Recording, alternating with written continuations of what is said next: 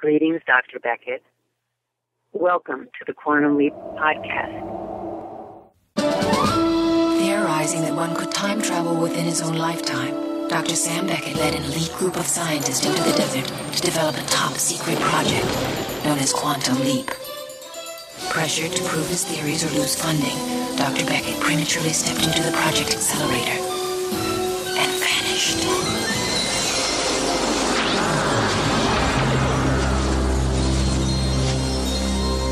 He awoke to find himself in the past, suffering from partial amnesia and facing a mirror image that was not his own. Fortunately, contact with his own time was maintained through brainwave transmissions with Al, the project observer, who appeared in the form of a hologram that only Dr. Beckett can see and hear. Trapped in the past, Dr. Beckett finds himself leaping from life to life, putting things right that once went wrong and hoping each time that his next leap will be the leap home.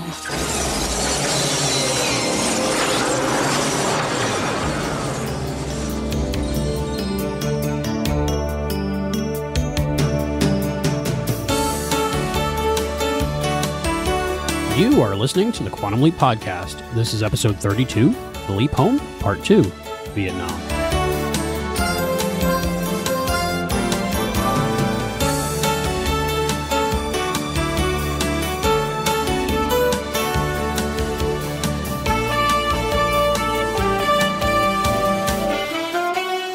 Whatever it takes to save my brother's life. Technically, you're not here to save your brother. Don't give me that crap, Al. What, do you want me to lie to you? Or tell you the truth so at least you know what you're up against? You are a Sigelman second class Herbert Williams, but your buddies all call you... Magic. I think I'm their talisman? You are. They haven't taken a casualty since you came aboard. Till tomorrow. Until tomorrow. Tomorrow, your brother Tom is killed. And I'm not here to change that? How I got the info isn't important. What I do with it is. I'm a photojournalist, Magic. There's not a good journalist who wouldn't sell their soul for a Pulitzer. Since your mission tomorrow is Pulitzer material, I want you to tell your Lieutenant Beckett that you've got that magic feeling about me. April the 8th. I know. But, any hole around here over 3 feet deep fills with water. But, you know, you made a promise. Don't you think you ought to try and keep it? I got a mission to leave. Now, are you sure about Maggie? I just take my life on it. Good, because that's what you'll be doing. Staking your life on it, Magic. And ours.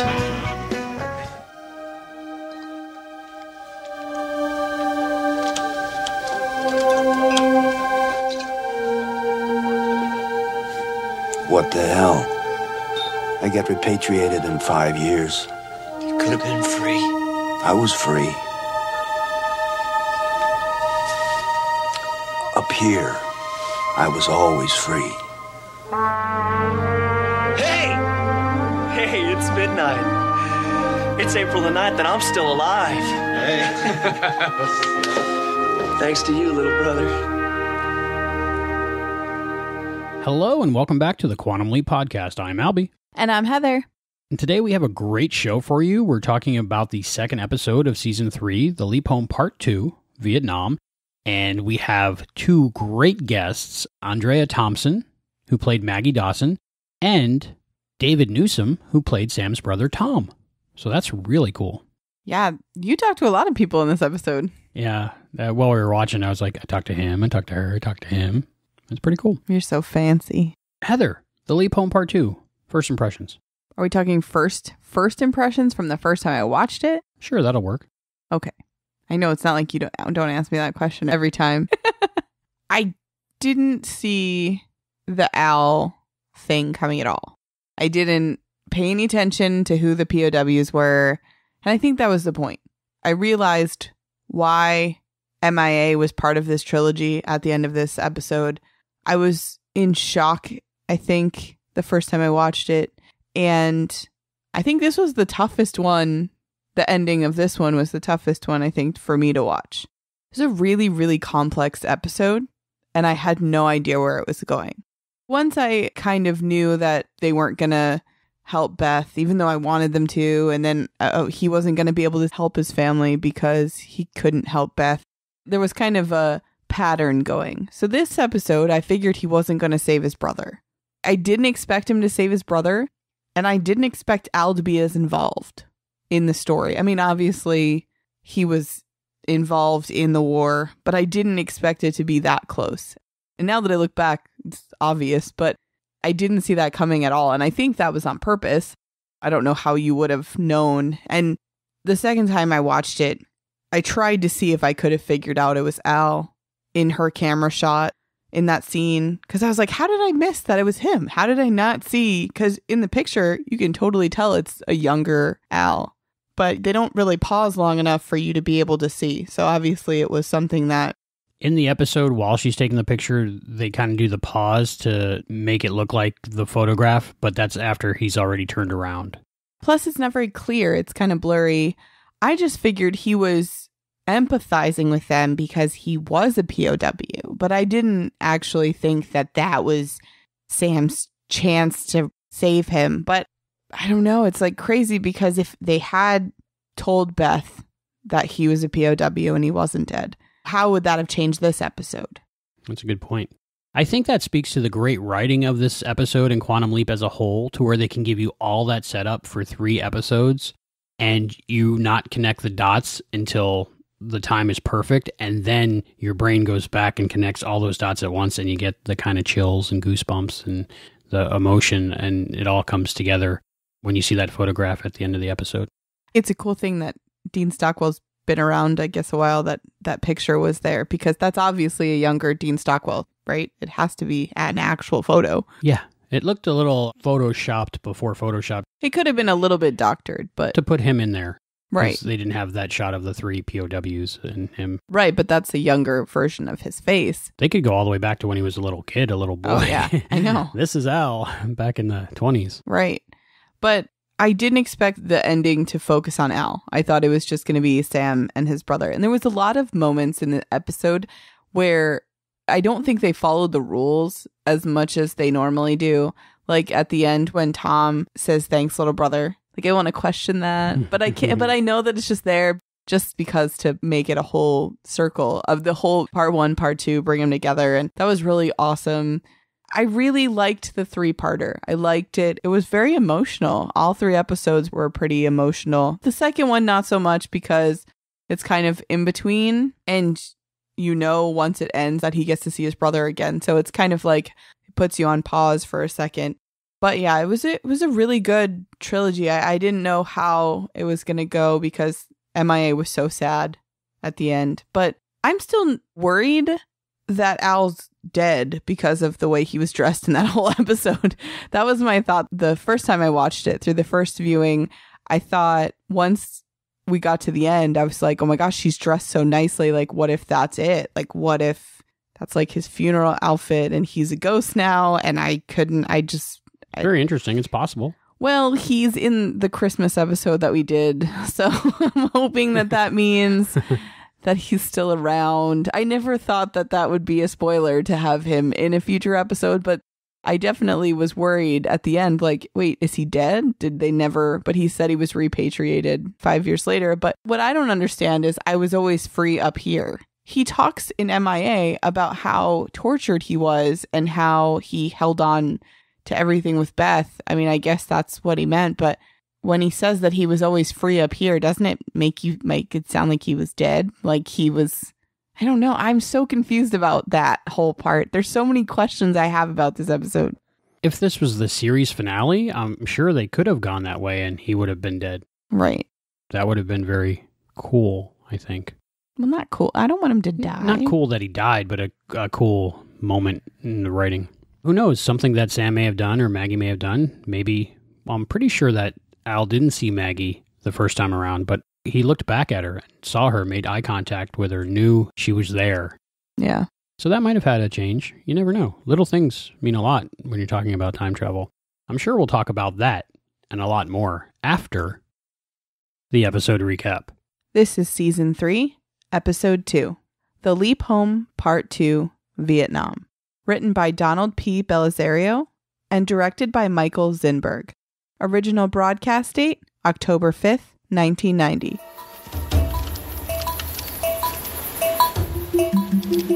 Picking up right where Part 1 left off, after Sam wins Elkridge High School's Thanksgiving basketball tournament, Al reluctantly tells Sam that his brother Tom is still killed in Vietnam.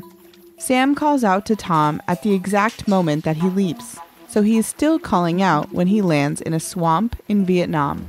His call alerts his Leapy's platoon, and they start firing their machine guns at enemies who would have ambushed them, thereby saving the platoon.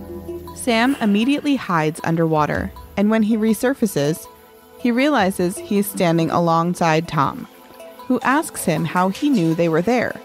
Sam, having been on the brink of despair, realizing he has leapt to Tom's squad in Vietnam, is now filled with hope. They fly back to base along a river in a military helicopter, while one of their crew rides behind on water skis. And Sam tells everyone how happy he is that everyone is still alive. Tom says, "It's thanks to you, Magic." At the same time, their crew member's commander, Colonel Grimwald, is being interviewed by Maggie Dawson, an American journalist and photographer who wishes for nothing more than to win a Pulitzer Prize. When the crew sees her, they immediately make advances as she has the biggest, roundest camera lenses in all of Vietnam, and play a prank where they make it seem like the water skier has drowned because she distracted them. So she plays along with their flirting and offers to buy them all the first round of drinks that night. Meanwhile, the commander tells Tom that he has been escorting Maggie on an aerial tour of the Delta, but that he has a special op for his crew, and that Maggie will be going along. At their survival party, Al arrives and reminisces about the survival parties he had been on during his service, although they never had beer or anyone who looked like Maggie on theirs. Al gives Sam some tips on how to fit in with the SEALs by not wearing underwear and leaving the top button undone, and informs Sam that it is April 7th, the day before Tom dies. Sam is single man second class Herbert Williams, but known as Magic, because he is the squad's talisman, having survived several near-death experiences, and the squad not having had a single casualty since he joined. That is, until the next day, when 2 members are wounded and Tom is killed. Sam is determined to do what it takes to keep Tom alive, but Al says that he might not be there to save Tom. Ziggy thinks Sam is there to make sure the mission succeeds, and sometimes people die on successful missions.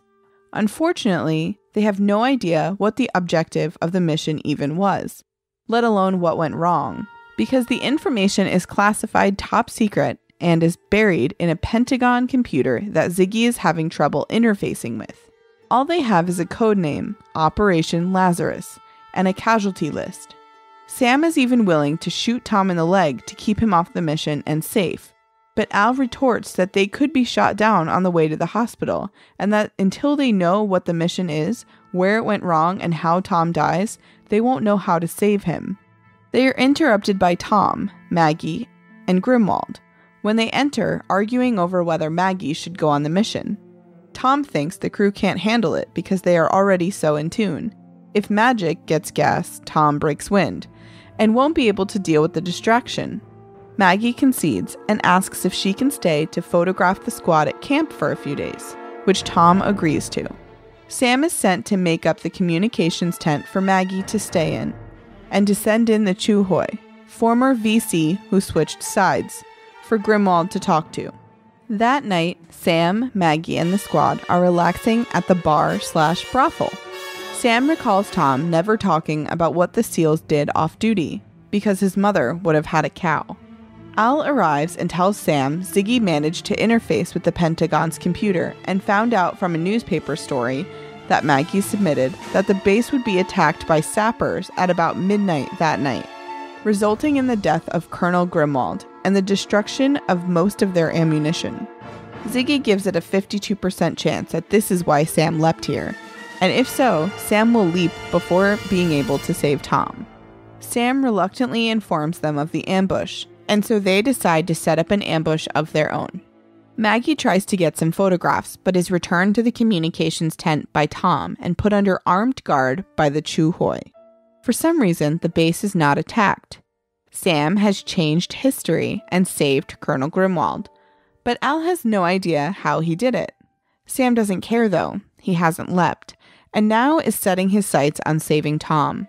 Sam is told to send the radio message, and so relieves the Chu Hoi of her duty and, with Al's help, tries to send the message, but it doesn't work.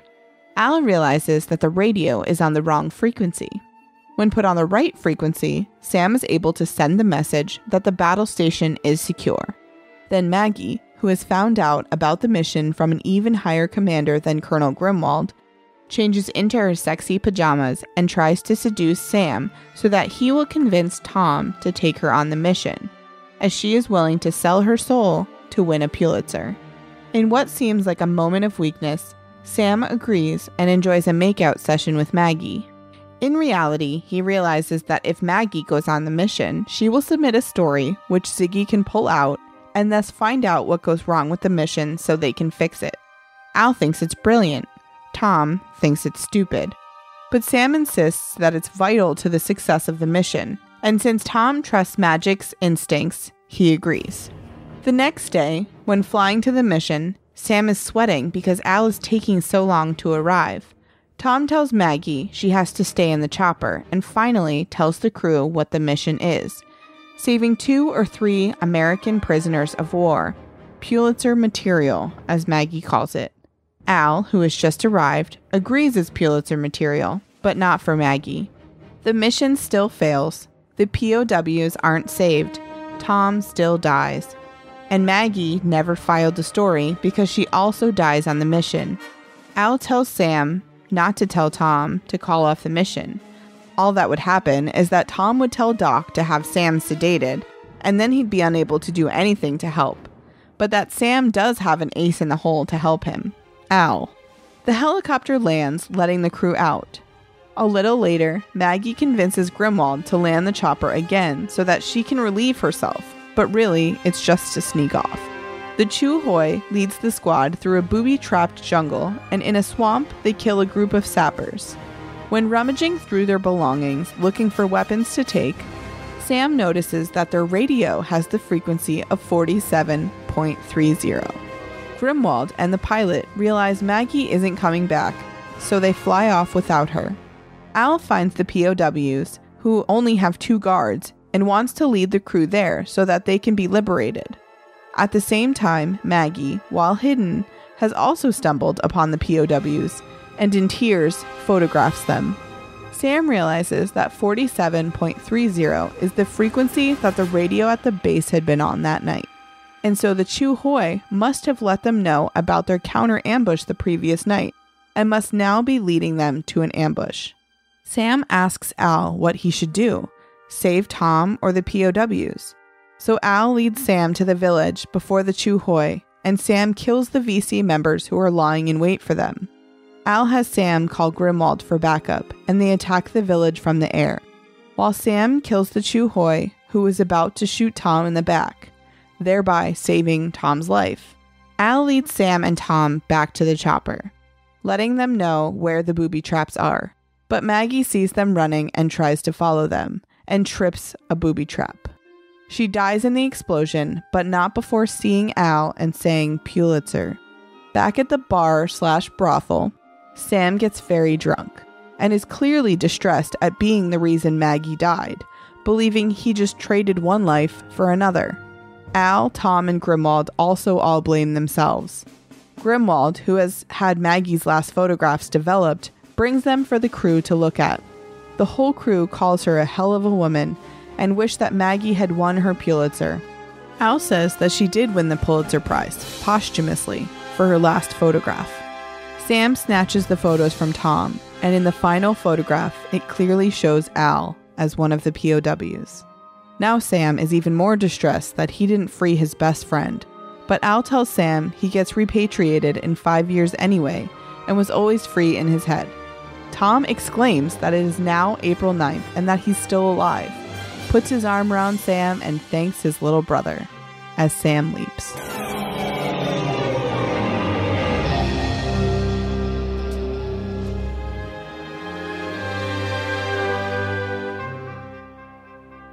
And that episode recap was by Hayden. While I was listening to you do the episode recap, it crossed my mind about Al's outfit, and he was wearing his military uniform in this episode. And we both thought that he was wearing it because he was in the Navy and the SEAL team was there and a military operation and stuff. But when I think of that important scene at the end of this episode, if he had had that look on his face and told Sam the news about deciding to help save his brother instead of being freed from being a POW, in one of his flashy, awesome purple shirts with the collar cut out and the silver jacket and the red sunglasses, it wouldn't have had the same effect, I think. I agree. I definitely agree. I just feel like it made it more sad, which is the point. I understand. Yes, very sad episode in a lot of parts, but a good episode.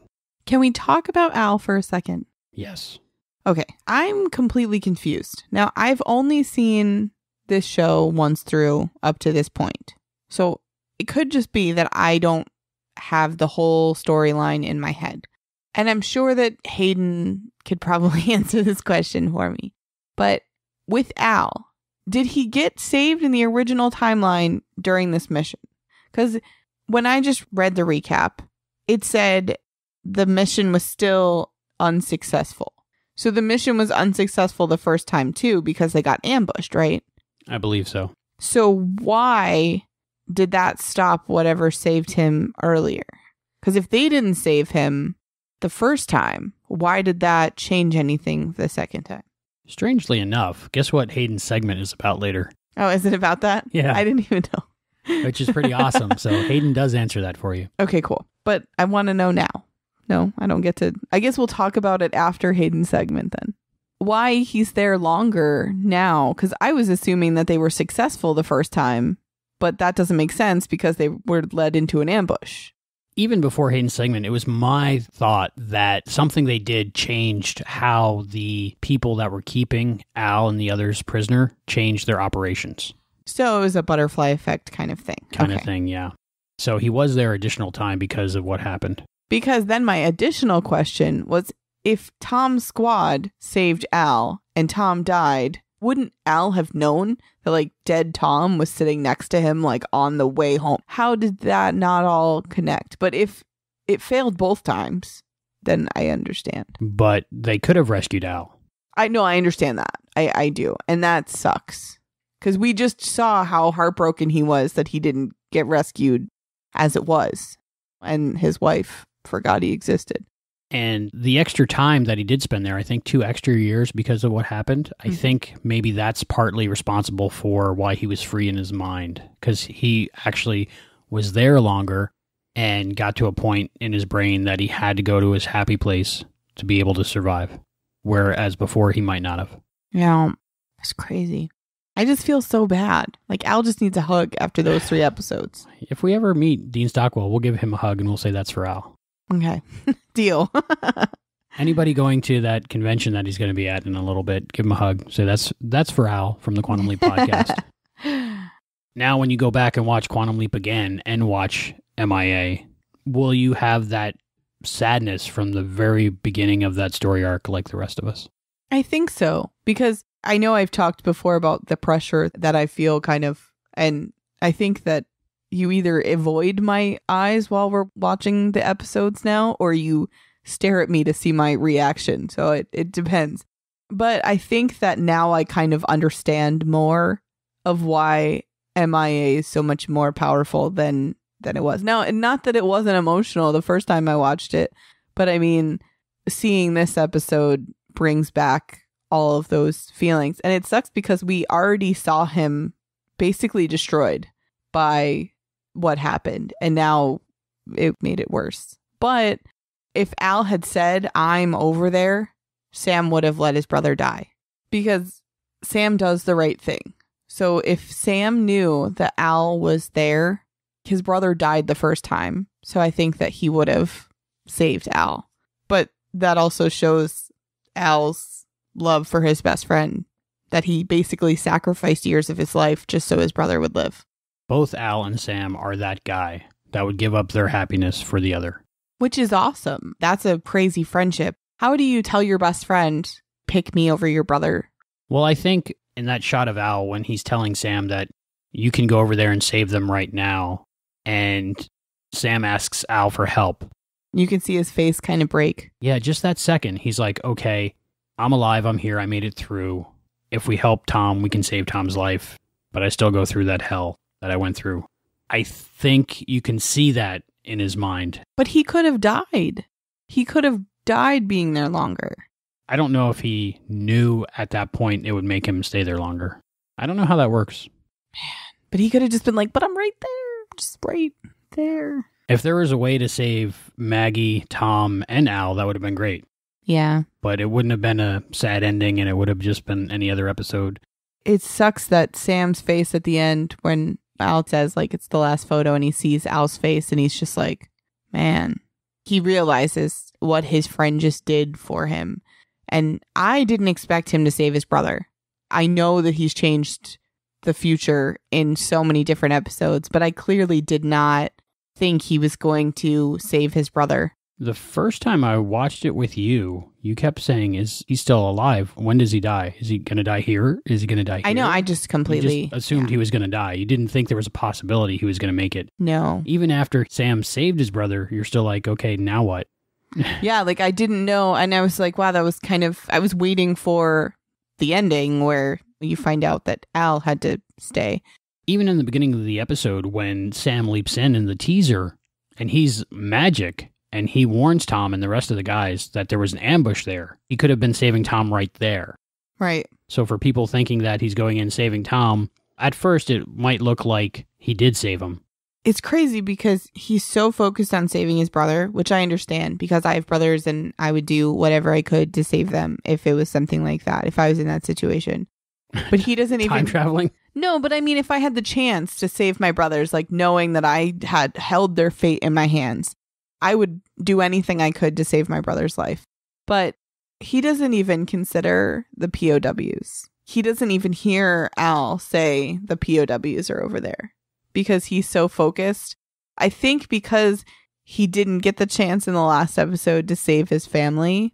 And Al basically said, this is not what you're here to do. You're not here to save them. And once he got to that realization, the next time he was like, okay, you put me with my brother twice now. There's got to be a reason that I'm here on the day my brother dies. And like, if his brother did die, that would just, it would be so cruel. I'm so glad that his brother is saved. And I'm very glad that Al is still alive because I thought the first time I watched it that in that moment when he's standing there with this look on his face and he's in that uniform, I thought he was dead. Like if he faded out? Yeah, I would have lost my mind at that point. That would have done it for me. We love Al. Oh my gosh, yeah. And especially after this trilogy of episodes where it's so raw and so emotional. I've said it before, but it's great writing, but it wouldn't work if Dean Stockwell wasn't the man. Well, I think Scott and Dean have such a connection that you can tell like they really do care about each other in real life. And that I think helps with these scenes like this. This is one of the reasons why Quantum Leap is so amazing. I'm almost afraid of what is to come. If this is season 3, I'm a little hesitant, but this was such a good episode because there's so many elements to this story where you have the connection that Sam has with his brother, the connection that Sam has with Al and that Al has with Sam. And when Tom brings up his brother and remembering the promise that he made, he remembers and he wants to stay true to his brother. Like that means so much. And you can tell it means a lot to Sam. I just want Sam to like go to the future now and see what's different. Want him to leap home. You never know. Yeah, I'm sure I have to wait a few seasons, but it was a good episode. I didn't expect Maggie to die. Did you expect Maggie? Well, you knew she died, but yeah, I guess I knew from watching it repeatedly as a child, young adult. Yeah, you liked her round lenses. Oh my goodness. Can we talk about Andrea Thompson a little bit in this episode? She has the it factor that I don't know what it is, and I can't really put my finger on it, but she is very attractive and sexy. I think it's the way she carries herself. Oh, yeah. Her voice and her attitude when she's playing this character. But even when she plays other characters on other shows like Babylon 5, and she was even a CNN reporter. Did you know that? I did not. Very cool. There's just something about her that makes her very sexy. So she works perfect in the part of Maggie Dawson. The clothing she was wearing, or lack thereof, didn't hurt that either. Well, when you are doing what you can to get your way and you're the only woman that these men have seen for months, you are going to play that up as much as you can. What do you feel about Maggie using her sexuality and her attributes to influence and blind the men she's around, really? I feel like it's working for her, or did work for her. I mean, sometimes a girl's got to do what a girl's got to do. Unfortunately, not that that's really fair, but it's not our fault that you guys are... Men are easily manipulated. Yes. and blinded to logic because of lenses. Yeah. Very pointy, round lenses. I don't think lenses are pointy. No, I don't know how cameras work, really. There's a refraction thing going on or something, right? Yeah, I don't think it's all our fault that you guys are so easy to manipulate. I guess if you have certain tools, you use them. Yeah. And she did. You guys use logic. We use our attributes, our lenses. Don't want to generalize, but for the most part. Well, right. I'm sure guys do the same thing. No, I'm... Hello, look at how sexy I am. No.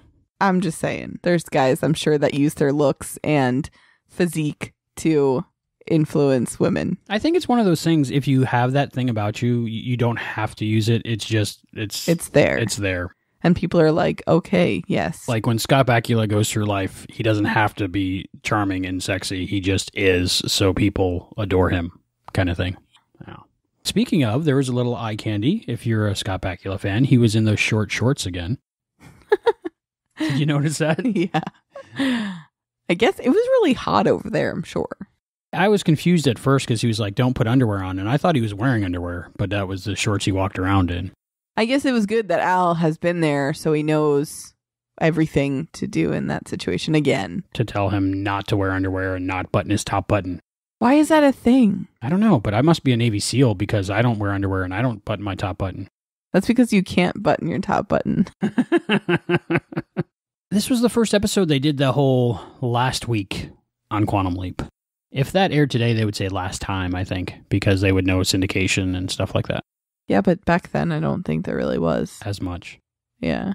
Now it's like Netflix. They release a season all at once. A few minutes ago on Quantum Leap. 6 seconds ago. Because what is it, like 10 seconds in between episodes? About. Would you like to continue watching? Yes, of course. Always. Don't judge me, yes. Netflix. Unless I tell you stop playing, please play. Yeah, even if I'm sleeping, I still want to watch it. Exactly. It's my bandwidth. I want it now. This episode has a lot of different things going on in it. There's a mystery element to it of who's working for the other side. How is the information getting out? What's going on there? Now, did you figure out the mystery before you knew it was Tia Carrera? I didn't want her to be the bad guy because I like her from Lilo and Stitch. I thought that she was the red herring because Al says, I never trust informants unless they're cute, something like that. So I thought that was like them throwing it out there so you don't trust her. Anybody could have been in the communications tent. Now, when he found the other radio and it was on the other frequency, my top 3 choices was Maggie Dawson, Colonel Grimwald, or TT. I wasn't sure. I thought that TT was a red herring because it was kind of obvious enough that you didn't think it was her. So it's like, it was almost like a double red herring because I thought that would be the obvious choice. So I thought it wasn't her. And Grimwald seemed to be someone who could be paid off to me. Like he seemed like somebody who could be persuaded to, I don't know why he would have gotten killed in the original timeline though. That was my only thing, but it could have been an accident, I guess. And then her, because she seemed sneaky. So sly. Yeah. But anybody could have been in the communications tent and on the radio. Does the episode lose a little bit because you know who done it on repeated viewings? For me, I don't think it did because I feel like that wasn't the biggest part of the episode for me. Well, each viewing for me, I think, was a little bit different. Because the first time, it was like the mystery. I had no idea what was going to happen. I didn't know when Tom was going to die, because I was convinced he was going to die. I didn't know what was going to cause Sam to leap, what the thing was to change. I didn't know who the informant was. I didn't know any of that information. Second time I knew, but then I was looking more at Sam's faces, at Tom's face, like their reactions to each other, their interactions, Al and Sam's interactions, and Al's reactions, and when he realizes that he's not going to get saved, and when he realizes, I'm assuming he knew the whole time that he was the POW to save, and looking for the moment that Al's face changed, and when he realized that he wasn't going to get saved, until later, I guess. But those kind of things that you don't notice the first time. Because, you don't notice that Sam's face changes as much the first time you watch it, when Sam's like, please just help me save my brother. And he's like, okay. He's just like, all right, let's do this. But you don't realize why he looks like that and why he hesitates for a second. He doesn't hesitate for long, and he doesn't really put out a strong facial expression. But it's enough when you know what's coming to notice it. It was just different. I don't think anything was taken away from me, because then I was more interested in the foreshadowing elements that I missed the first time. For me, the episode loses a little bit when we know who the culprit was. But only in the scenes where the mystery is presented to us, because you're like, yeah, I know who done it. See, I'm not a fan of spoilers, but if I get spoiled, I'm not upset about it, I guess, as much as you are. It doesn't really affect it for me. I just think it was amazing that Donald Bellisario was able to pepper things in throughout the series to all come to a culmination in this episode. I'm fascinated with stuff like that. This is the beauty of rewatching something. I remember when I read the Harry Potter books, and I only read them through once, and I remember watching the movies going, oh, that's when they started this. And I remembered it from the books. It's like a reward for people who know the ending or who know what's coming up next, to have those foreshadowing things. And anytime I rewatch a show, it's crazy to see a story before it actually develops and have that in your head, and you know what's going to come up next. And that's almost more exciting to watch it the second time than it is to watch it the first time. So I agree. I think that's why Leapers, when we watch MIA, Leap Home Part 1 and then 2, we have that strong sense of, I guess, sadness throughout those 3 episodes, because we know the whole deal and we can appreciate it more. The little things that really don't mean anything on the first viewing that we see so much more clear rewatching them. Well, I think the biggest thing that I kept thinking the second time I watched The Leap Home Part 2 was thinking back to MIA and how destroyed Al was. But this episode, he's okay because he already knows there was nothing he could do. There was no way he could have saved everything with Beth. He tried, and it wasn't meant to be. So I think that in this episode, he's not as destroyed because he has come to terms with it. And it was more important to him to have Sam's brother live than it was for a couple more years for him to be a POW. It was more important to see his friend get his brother back. You know what's sad too, now that we know that Sam saved Tom, makes you almost feel worse about Sam saying no to Al, that he couldn't save his relationship with Beth. I was so angry at Sam in this episode because all he had to do was tell Beth that Al was still alive. He didn't have to say, I'm a time traveler. He didn't have to say Al's here as a hologram. He would just say, I know that your husband is still alive and he's in Vietnam and everything. He's gonna come home. And that's it. She would have waited. And that was exactly what my feelings after I watched MIA. And now that Al helped Sam save his brother, you look back and you're kind of like, well, Sam, you're kind of a jerk. And that's saying a lot because Sam is not a jerk. He's the opposite. I know. But it makes you feel so bad because you're like, you shouldn't have saved his brother, Al, because he wouldn't have let you. But no matter what they did in this episode, it would have either helped Al or it would have helped Sam. So who do you pick? But he should have saved Beth's marriage to Al. Well, it's up to GTFW, God, Time, Fate, whatever, who I know, and I'm ready to reveal who it is right now. Donald P. Belisario. I was like, I don't know where you're going with this. You're like, don't tell me. I'm like, no. Why would they reveal that? It's his universe, and he's the one in control of it. And he's doing a good job. So he's to blame. Speaking of telling people you're a time traveler and stuff, I feel like there was a cut scene in this, maybe when Sam was drunk at the end of the episode, talking about how he traded one life for another and talking to his brother Tom.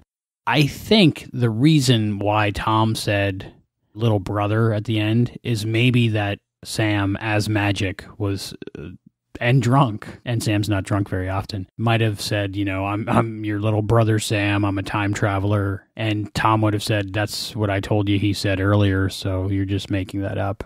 I was thinking he was saying it like into the air, like, thanks, little brother, I made it, kind of thing. That's a good thing, too. But he did look at Magic. Or he just, in that moment, he was drunk enough to see Sam. I don't know. That's pretty drunk. Magic, you kind of look like my little brother if he aged. And yeah, I don't know. I don't think I've ever been that drunk when I see someone through someone's aura. That's funny. I'll ask David Newsom about that later, see what he has to say. Speaking of David Newsom, I love Tom's character. He is good. Very good. He's so much like Sam in the honorable, moral way. They did so good with that. It's so much what I expected Tom to be. What I loved about David Newsom's performance in both part 1 and part 2 of The Leap Home is they're the same character, and yet they're very different. Because in The Leap Home part 1, we have someone who's been through his military training. He's ready to go off to Vietnam, and he still has that spark about him.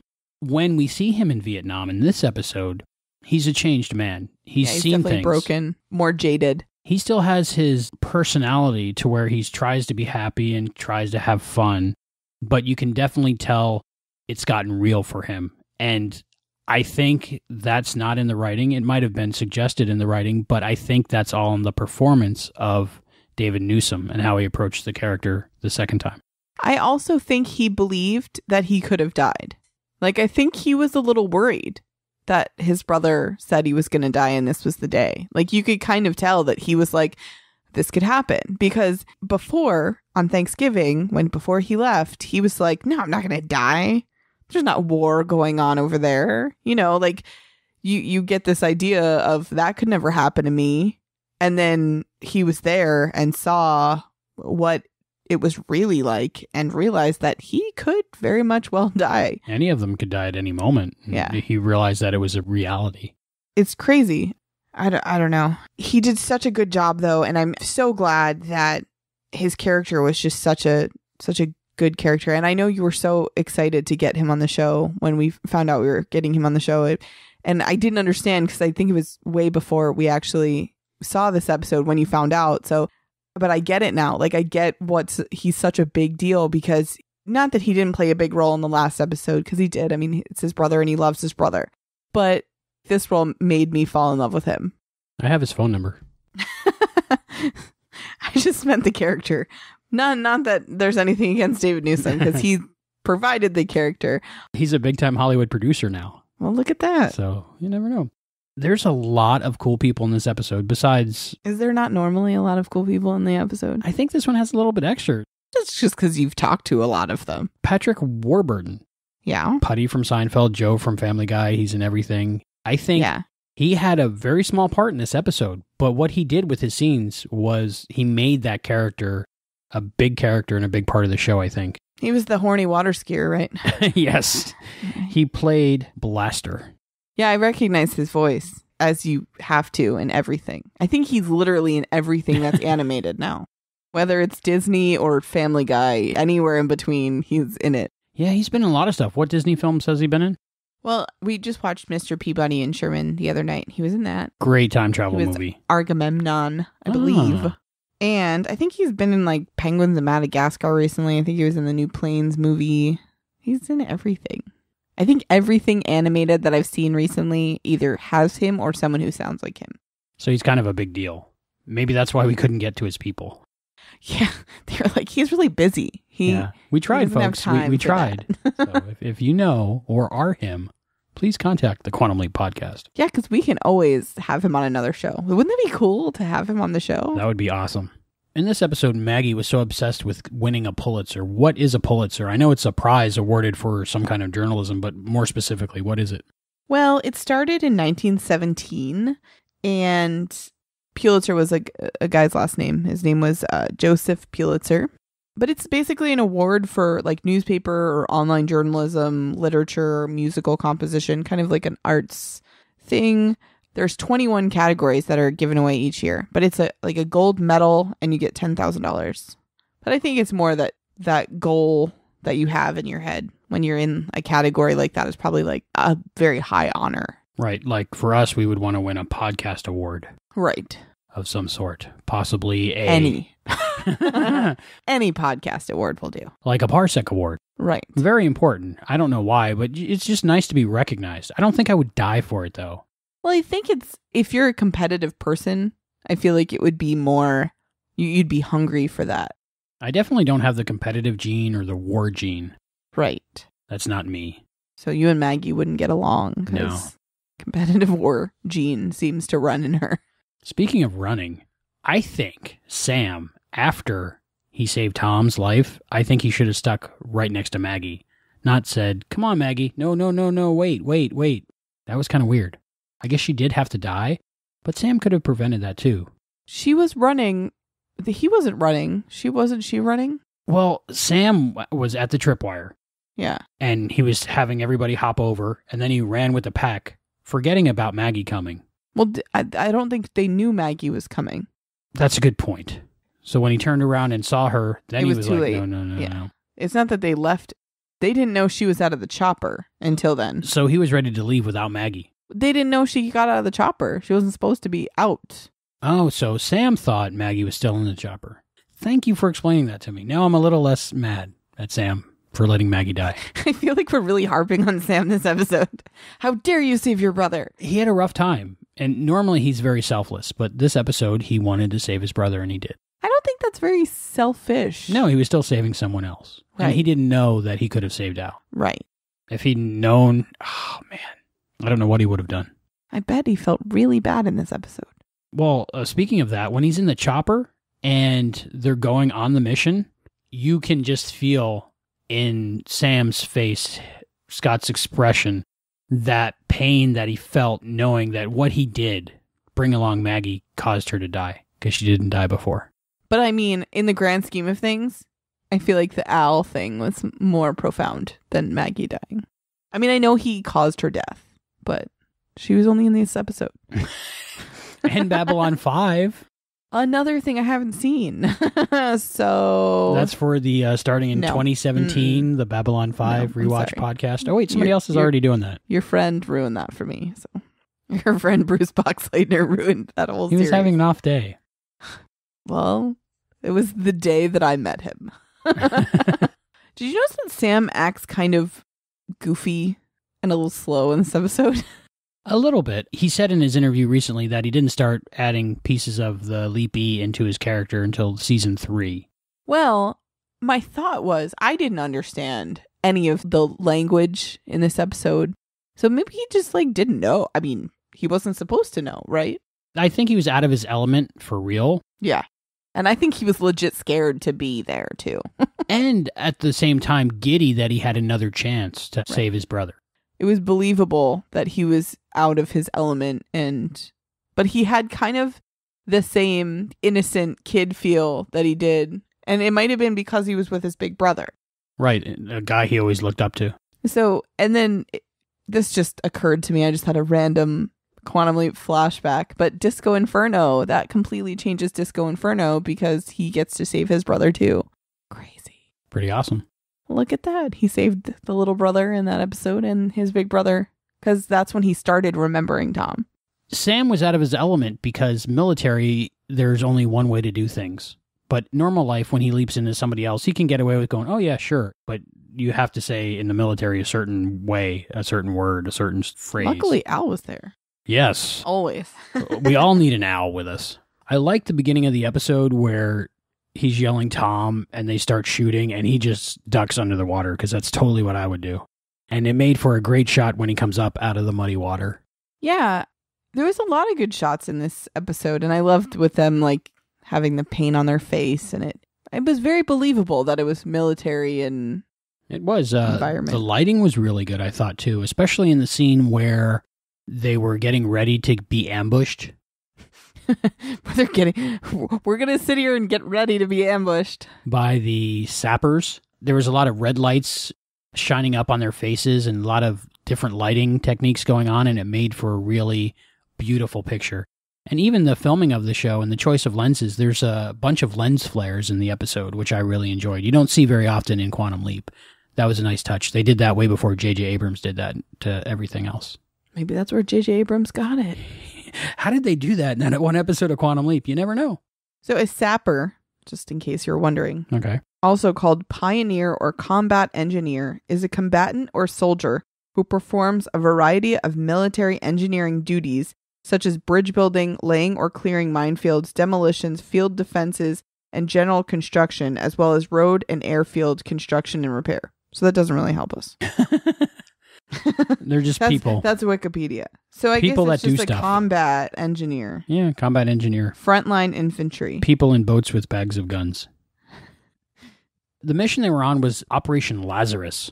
I'd heard that before in a bunch of sci-fi things, so I looked that up. It's a biblical reference, and what it said is he's restored to life 4 days after his death, is the gist. So I think that applies to saving Tom. Yeah, but why was it named that? Well, just because the military name stuff.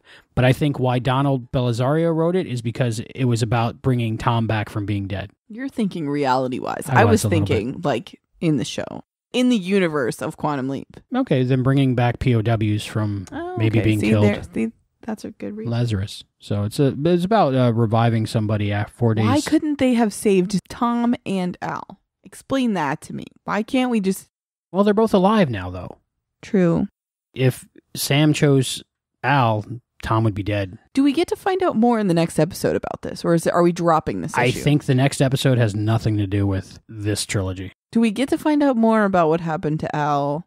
Oh, I think Al and Sam, we find out more about their characters the whole way through the series. And that's not a spoiler. No, it's like the opposite of a spoiler. Is it? What's the opposite of a spoiler? Just a general statement where it's pretty obvious. Oh. We're going to find out more about both of their characters throughout the series. But that's a good thing. So the next episode's just like a lighthearted, back to season 1 kind of episode. How do you follow up that trilogy? Well, you can't go serious and dark again. You can if you're in a show like Game of Thrones or Outlander, I think. I guess. I don't know. I don't watch Game of Thrones. According to my Facebook, it's really not a happy show.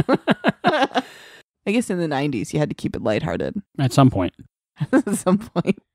Is Sam still drunk when he leaps into the Catholic priest in the next episode? Maybe that sobers him up. Where am I?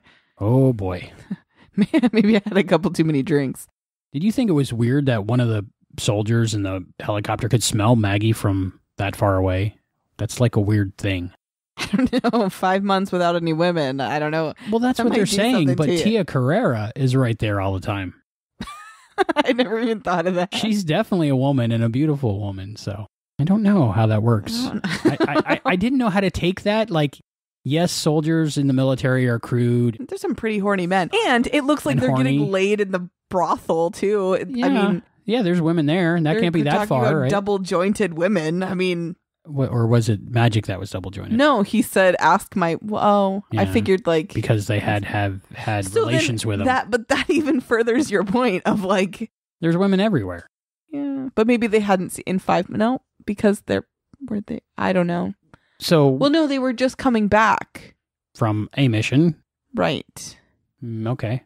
I don't know. I don't know. The only thing I thought of is if she was wearing perfume, that might have made it okay. Because I know certain perfumes I can smell hours after. Smelled your boobs from miles away. Lenses. Smelled your camera lenses. Yeah, might have a certain lubricating oil on the mechanisms in the camera. No, stop. I don't know. I don't know where I was going. You went too far. I don't know where I was going. There was a line and you crossed. But it was kind of weird that he could smell her. Guys are weird. Yes. So I guess that's how men act when women aren't around. I don't know. Did you think that Sam calling the wrong frequency was going to do something? once I figured out that like 47.30 was the frequency back at, I was like, wait, did he cause something to happen? Because he called them too. I never thought about that. Probably because I saw this episode before I remembered seeing it. I thought something was going to, I mean, obviously it connected the two, but he definitely called the enemy and was like, hey, we're safe. Just figured I'd let you know. We're standing down so you can come attack us now. We're secure. Like, why didn't that go anywhere? It was cool that there was 47s in this episode. There's not a lot in Quantum Leap, and we had 2 because of the radio channel frequency and also the push-ups. When they were panning across Blaster and he was doing his push-ups, the first time he was saying 46, 47, 48. And an interesting thing about that shot is at the end of the episode when they were back at the bar/brothel, they stole that shot from earlier because the girl that was on top of Blaster was in a pink outfit. And when you see the wide shot of the bar, the girl on top of Blaster is in a blue outfit. Maybe they just needed a filler shot and didn't want to re-tape. I hadn't noticed it until my most recent viewing of this episode, so it really doesn't matter, but you can just, it was strange. I was like, that looks very familiar. Nitpicky. A little bit. Kennedy was referenced. Little John saluting his father at his funeral was referenced in this. It was kind of weird. I totally missed that. And all the times I watched it, I didn't get that reference. Deke Grimwald was mentioning that he had his photograph taken saluting when he was a little baby, and then John had the same thing, and that his made the cover of Time magazine. So I thought that was really weird making a joke about that, but it showed how much of an insensitive person that guy was. I like how they were drinking beer out of the steel cans that they had to use can punch openers, kind of like Juicy Juice is now still. Was it still? No. I don't know. I don't drink Juicy Juice out of a can. But it was cool seeing the retro beer cans, and they were saying how the beer was warm. It reminded me of stories of my dad telling me he was in Korea, and they kept their beer in gasoline, because apparently liquid gasoline is a lot cooler than the outside temperature. So that's how they kept their beer cold, but he said it tasted like gasoline. I feel like that's not worth it to me. I've never wanted to drink beer that much, but I guess I didn't. I was in the military, so I don't understand. I didn't get the beer gene either. And it also reminded me of my dad talking about the brothels in Korea. So that was a very real thing, because the stories he told me were very similar to this episode.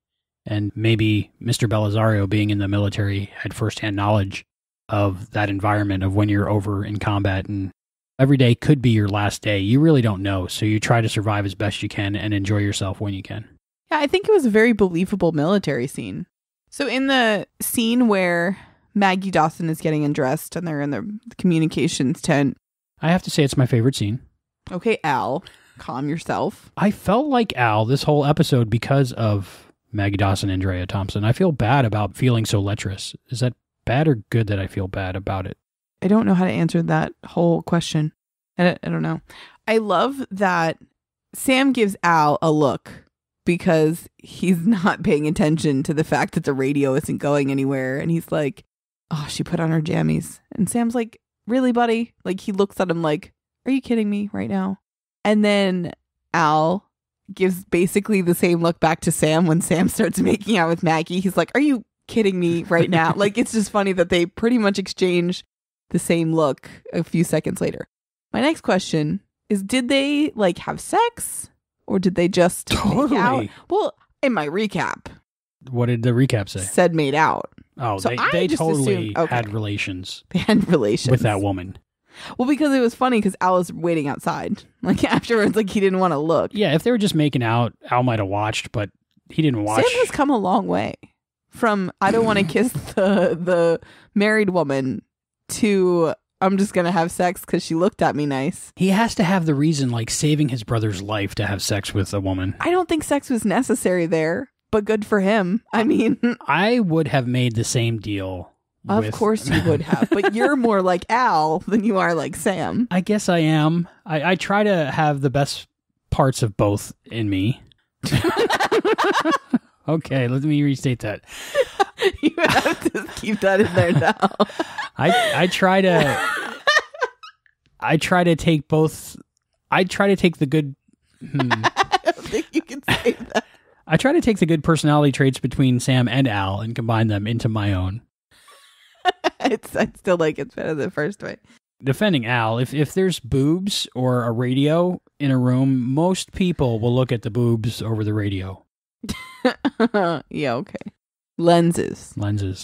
When I was a young teenager, that particular part of the episode got a lot of wear and tear on my VHS home recorded copy. Ew, I don't want to know. I just watched it a lot, and it was interesting to me about the radio tuning.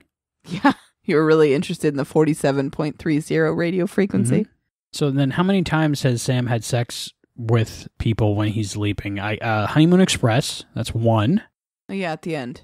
The piano teacher in Catch a Falling Star. I still think that was wrong because it was this piano teacher from when he was a kid. Piano teachers are sexy. See Groundhog Day. You just wanted to see the look on my face for that, didn't you? And this episode, can you think of any others?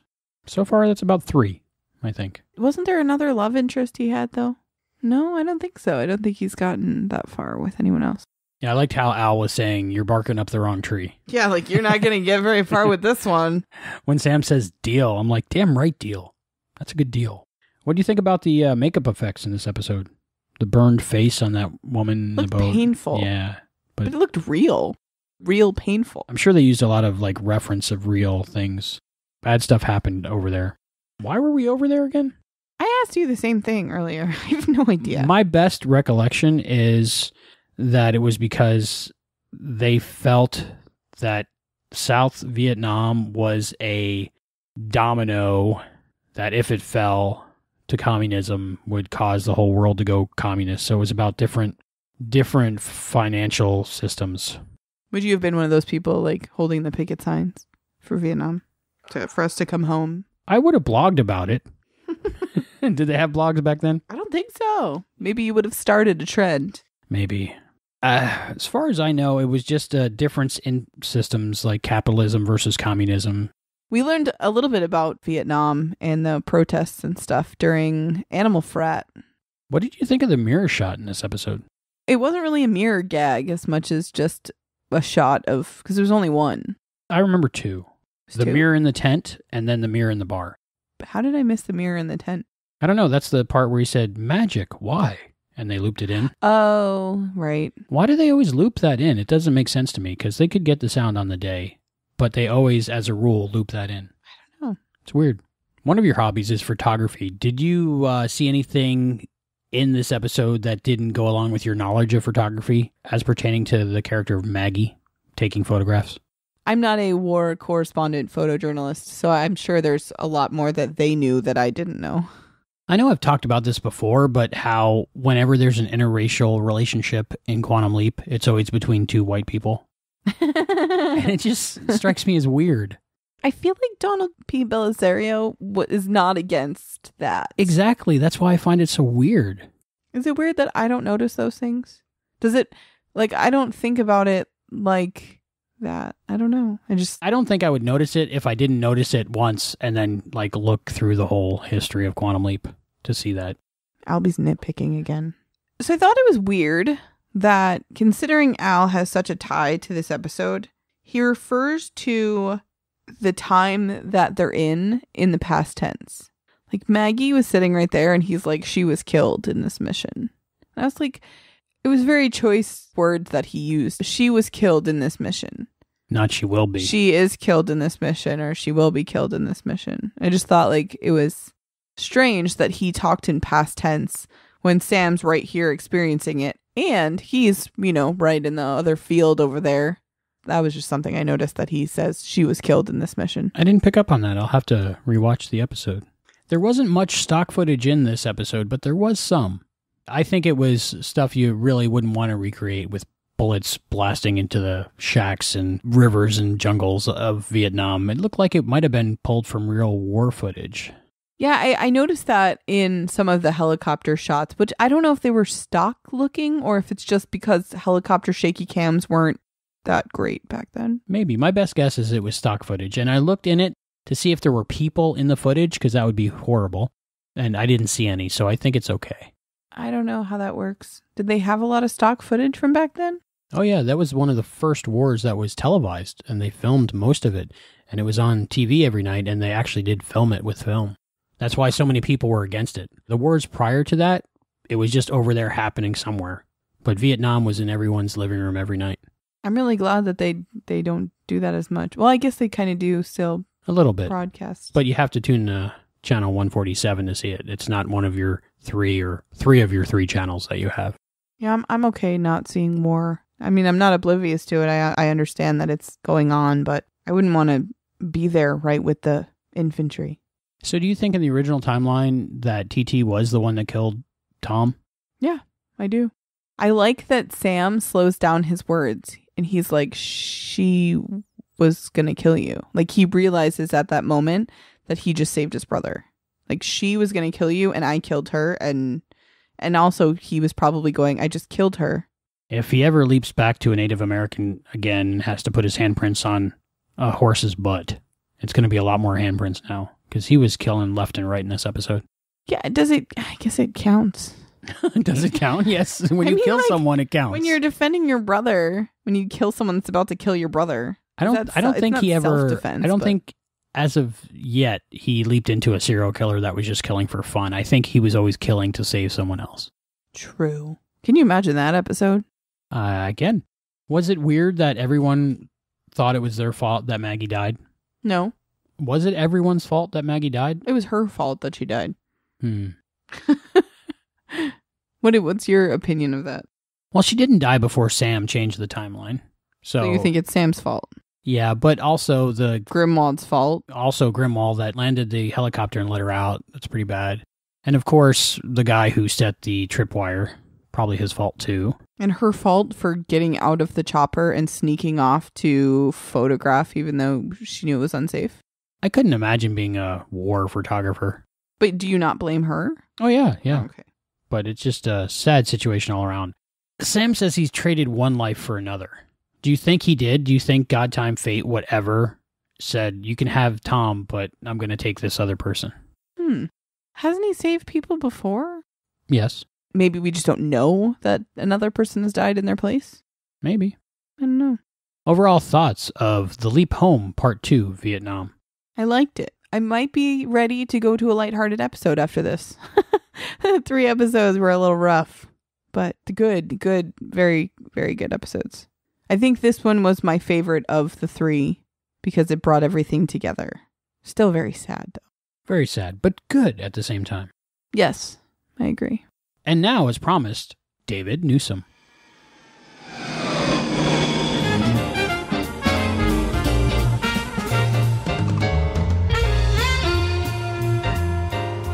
David Newsom is a fine art photographer, writer, actor, and producer. A graduate of the Ithaca College Cinema Studies program, David worked in New York City in both film and still photography before moving to Los Angeles in 1990 to work in film and television. As an accomplished actor and producer, David has used his love of storytelling to develop his unique eye as a photographer. In 2005, David's photography work was discovered by Viggo Mortensen at Percival Press, which led to the publishing of the critically acclaimed book Skip. But us Leapers know him best as Tom in The Leap Home Part 1 and 2. David, it's great to have you on the show. How has Quantum Leap doing the role of Tom Beckett impacted your life? Well, it's funny because that was a long time ago. I'm not sure how to... I'm not sure how to calibrate the long-term impact because it was such a long time ago. And I think all I can really say is it definitely set a standard for me in a couple of ways. I mean, one, in terms of the sort of, I think, very authentic and heartfelt storytelling that the producers were up to and that the actors, the performers on the show were sort of up to telling. That it was very new for me. It was the second job I'd ever done. I'd been in the business for, I think, 4 months at that time. I didn't even know what a casting director was or an agent was when I got that part. And I met and worked with great people who I think set the bar very high. And so to that extent, it was seminal. But it's a long life. And so I've lived a lot of different lives since then and become a producer and a director and a photographer. And so I think what's more relevant is how unique and powerful that experience was as an early experience as an actor. and how I think it set the bar pretty high for directing, producing, and also for behavior on set. I mean, Scott Bakula is just such a good guy, and he had such a workmanlike approach. He wasn't vain at all. He brought nothing but humility to the set, and I was very impressed by that, because at that point I'd only been in town for a few months, and I'd heard nothing but the opposite about Hollywood. Were you surprised to get such a big role on a television show, being it's only your second big job? Yeah, I don't think I had so little frame of reference for what a career was or what to expect from it. I think if I had been tempered by more hard knocks and more rejection, I actually might have appreciated it more, but it was all like this kind of wonderful, extraordinary thing that was happening. I think in many ways, perhaps for a young actor in Los Angeles, it was perhaps I got it too soon, and maybe it was too easy, because I really didn't have a context for just how great that part was. And I think I expected them all to be that good.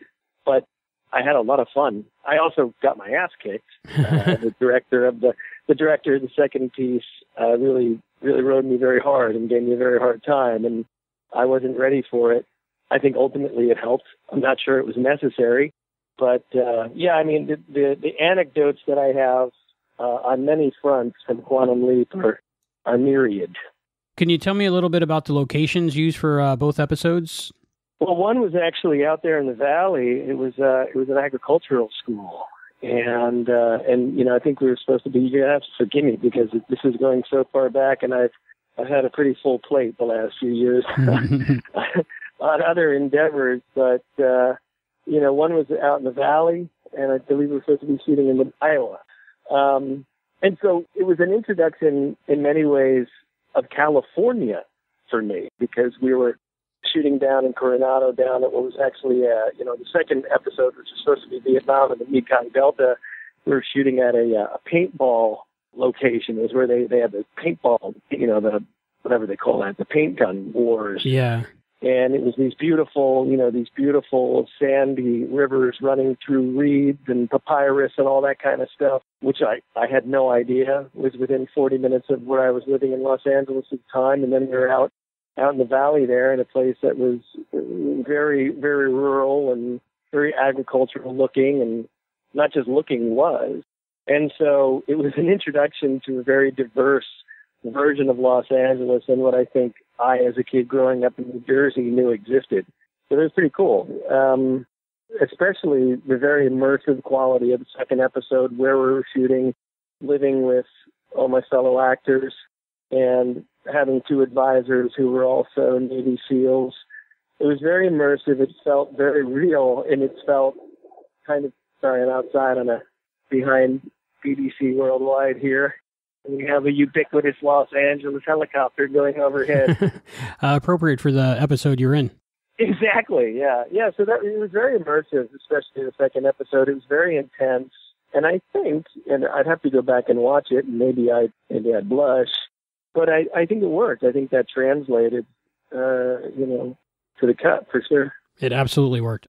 You also worked with some actors that would go on to fame later on, like Patrick Warburton and Tia Carrera, and you also work with Andrea Thompson. What was that like, working with that group of people? It was great. What's funny is Patrick and I were together again on in a comedy that I did with Bradley White and Maria Patillo. So it was really funny. I mean, Patrick and I had a great experience on that, and actually became friends. And then I ended up doing a comedy series a few years later, and he came on that. And we encountered each other a couple times over our careers. As I said, it was very new for me. So I really, if anything, I took it for granted. I took for granted how good everyone was. I took for granted how the great level of camaraderie we had.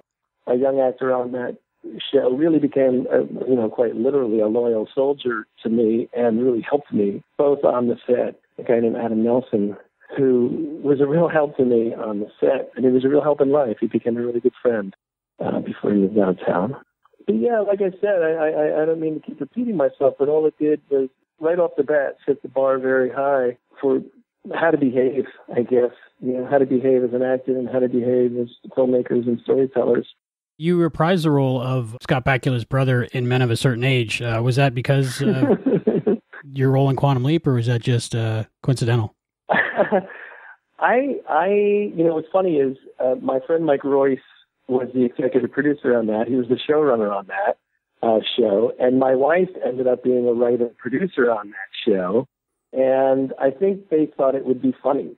I really do. I think as much as anything, I know Scott, this is something they intended for Scott's arc on the show, and I think they thought it'd be great if they brought me in. I mean, there wasn't really a lot to do with me once I got there, but I think it was as much kind of an inside joke. Was the gorilla mask in the episode also an inside joke? Because it's very weird that there was a gorilla mask in Men of a Certain Age and in The Leap Home Part 1 that you had to wear. You're good. It's funny. I have no idea.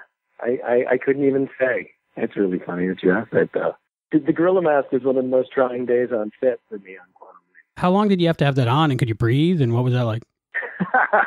Well, I could breathe fine. The simple fact is I was a mediocre basketball player without a mask on my head. And with the mask on, it was incredibly difficult trying to just, convincingly dribble the ball down court. I couldn't see a thing. In the years since, you become a producer, and you worked on things like Deadliest Catch, I noticed, and a whole bunch of other series. What do you do in that area, in that field? Well, it's been kind of a long and circuitous path. When I was an actor, I was also a photographer. I mean, originally, I went to school for producing. I went to school for filmmaking, and I had never planned to be an actor at all. I worked in film. I was working in film in New York City and rock commercials, rock videos and commercials and things like that as a production assistant and a third camera and all that kind of stuff. And I did a play. I got asked to be crew, building sets for a play, and I did a small role early on. And I just had so much fun that I thought I would do it on the side. And literally 6 months later, I was on Quantum Leap. I mean, it was that fast, and it was that, random in a sense. I think ultimately it was probably destined, but I certainly wasn't, like many of my friends who are very successful actors to this day, I didn't wake up thinking I wanted to be an actor. I just like telling stories. And to get back to your point, I've always liked telling stories, and I've liked shooting stories. And so as an actor on set, I always had a camera. And I have a whole sort of my own personal history of my life in Los Angeles and every show I've ever been on and everything I've ever done. And around the late 90s, I started getting noticed for my photography. And then I started having shows. And in 2004, an actor named Viggo Mortensen, also a very successful artist and obviously had just, become very wealthy off of the Lord of the Rings trilogy.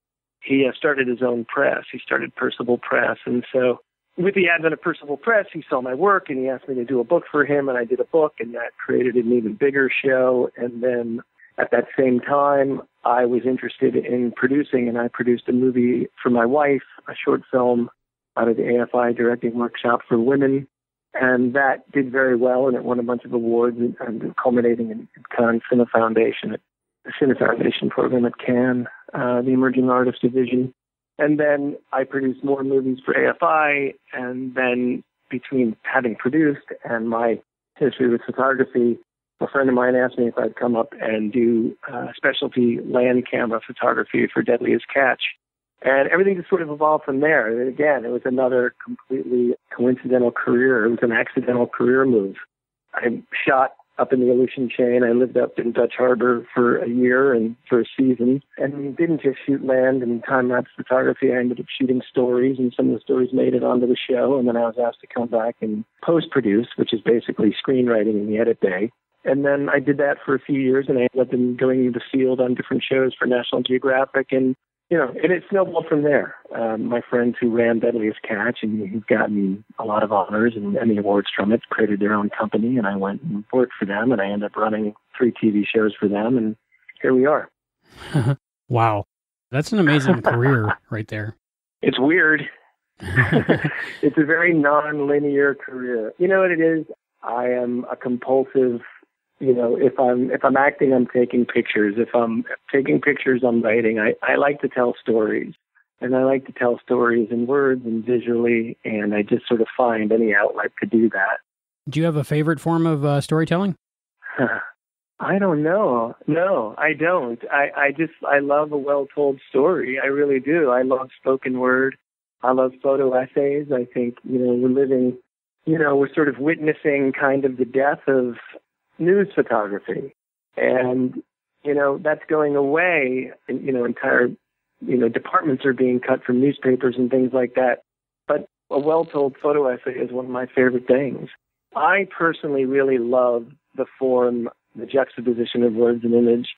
And, when I got asked by Vigo to do my book, it might be my favorite thing I've ever done because I tried to treat it very cinematically. And it's something we try to do in our shows. We try to never have voiceover speak specifically to what you're saying. In other words, the image says something, and then the words say something that augments it or perhaps adds another layer or level to it. But it doesn't, just tell you exactly what you're saying or what you're seeing. And so that kind of tension or that kind of juxtaposition between words and images is something I love. And so my book Skip, I guess, is I would say it's like a little movie. I think of it as a short film.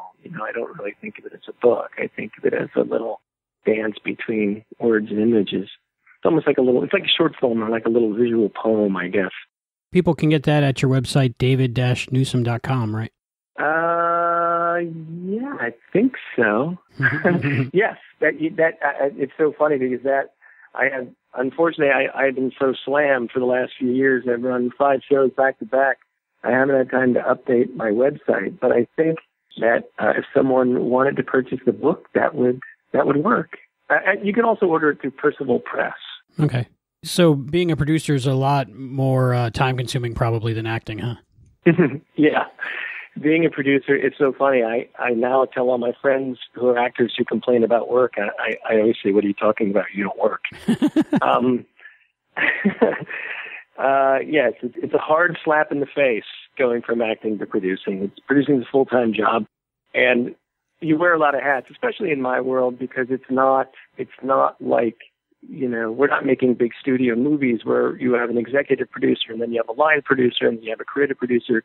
In my world, it's very hands-on. You have to be able to shoot. You have to be able to write story. You have to be able to have at least a rudimentary grasp of post and how to work the Avid. And so it's very hands-on, and you have to have a fairly large degree of fluency with all aspects of filmmaking. It's not always as rich or sophisticated as, perhaps a big Hollywood movie or those kind of, it's not Birdman, for example. But we are working. I think the thing that draws a lot of us to it is that we get to have our hands on all the tools. And so in a way, it's very much like the adventure reality world, The Deadliest Catch and The Life Below Zero and all those shows. They feel like little independent films. We're small crews. We don't have the kind of hype or the kind of the union authority. We're just all a bunch of little hard scrabble filmmakers who get together and put these things out. But yeah, it's nonstop. It's a long week. Did you at least get your birthday off? Nope. Oh man. Nope. Could you talk to me a little bit about Wes Craven's New Nightmare? Sure. Yeah. What to say? I mean, that's another one. I mean, it's funny you say that. What a great experience. I mean, truly one of the. I'm sad to say that as an actor, I think all my best experiences happened in the first 4 years of my career. Although I was just on my wife's show, and that was a spectacular experience. But Wes Craven is an incredibly clever, tongue-in-cheek filmmaker. He's a comedian, really. I think his films are all comedies, and I think he would say the same thing.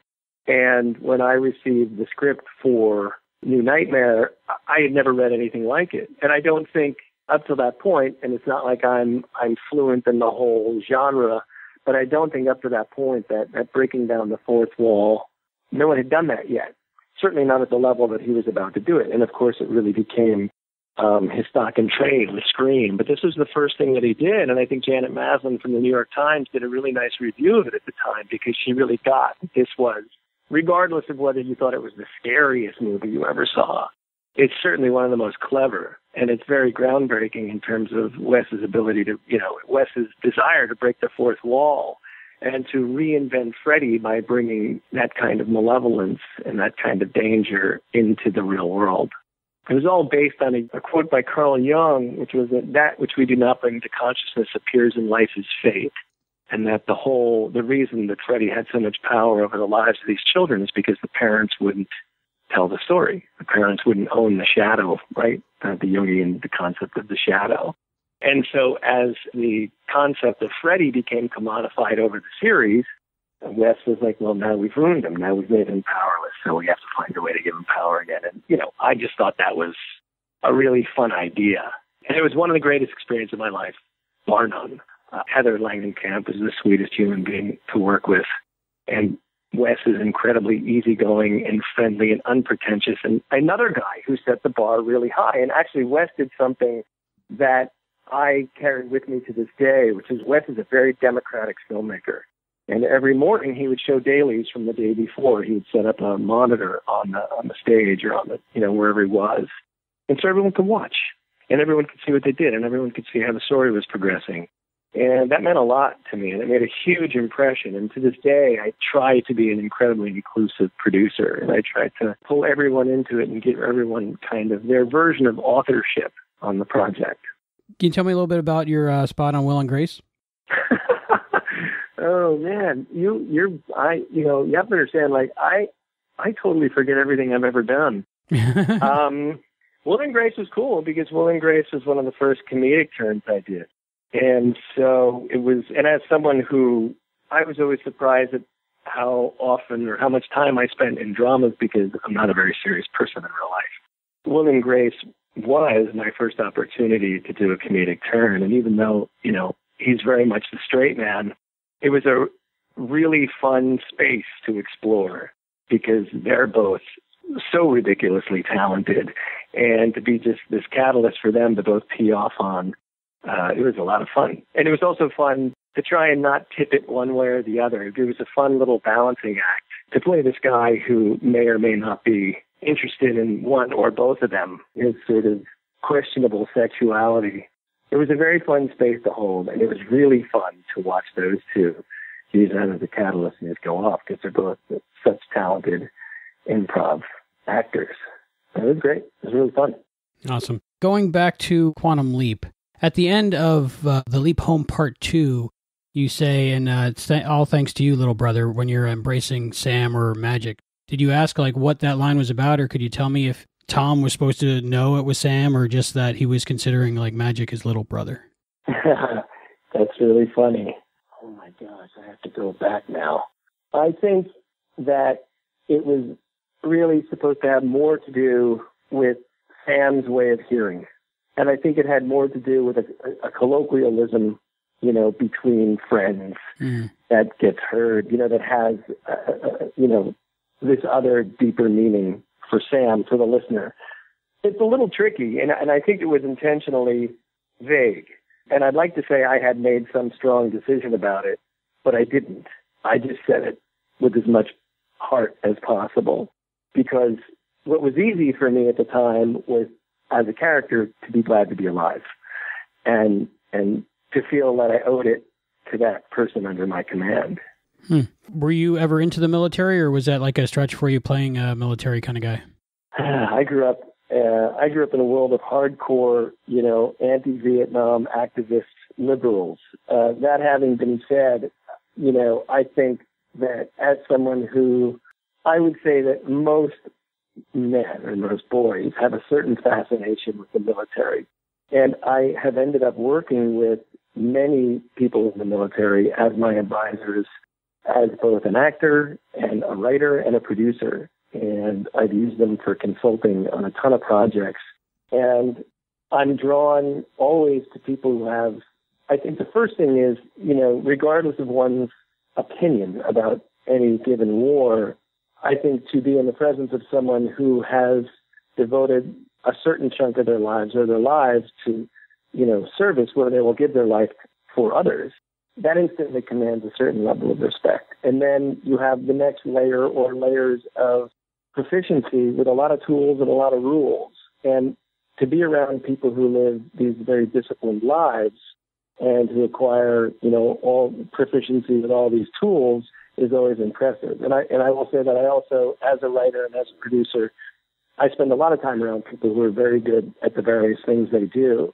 And the more disciplined that profession actually, and this is kind of a tangent, but I've worked with the Department of Fish and Game. I've been a shooter and producer on patrol with cops. I've been a shooter and producer on patrol with game wardens.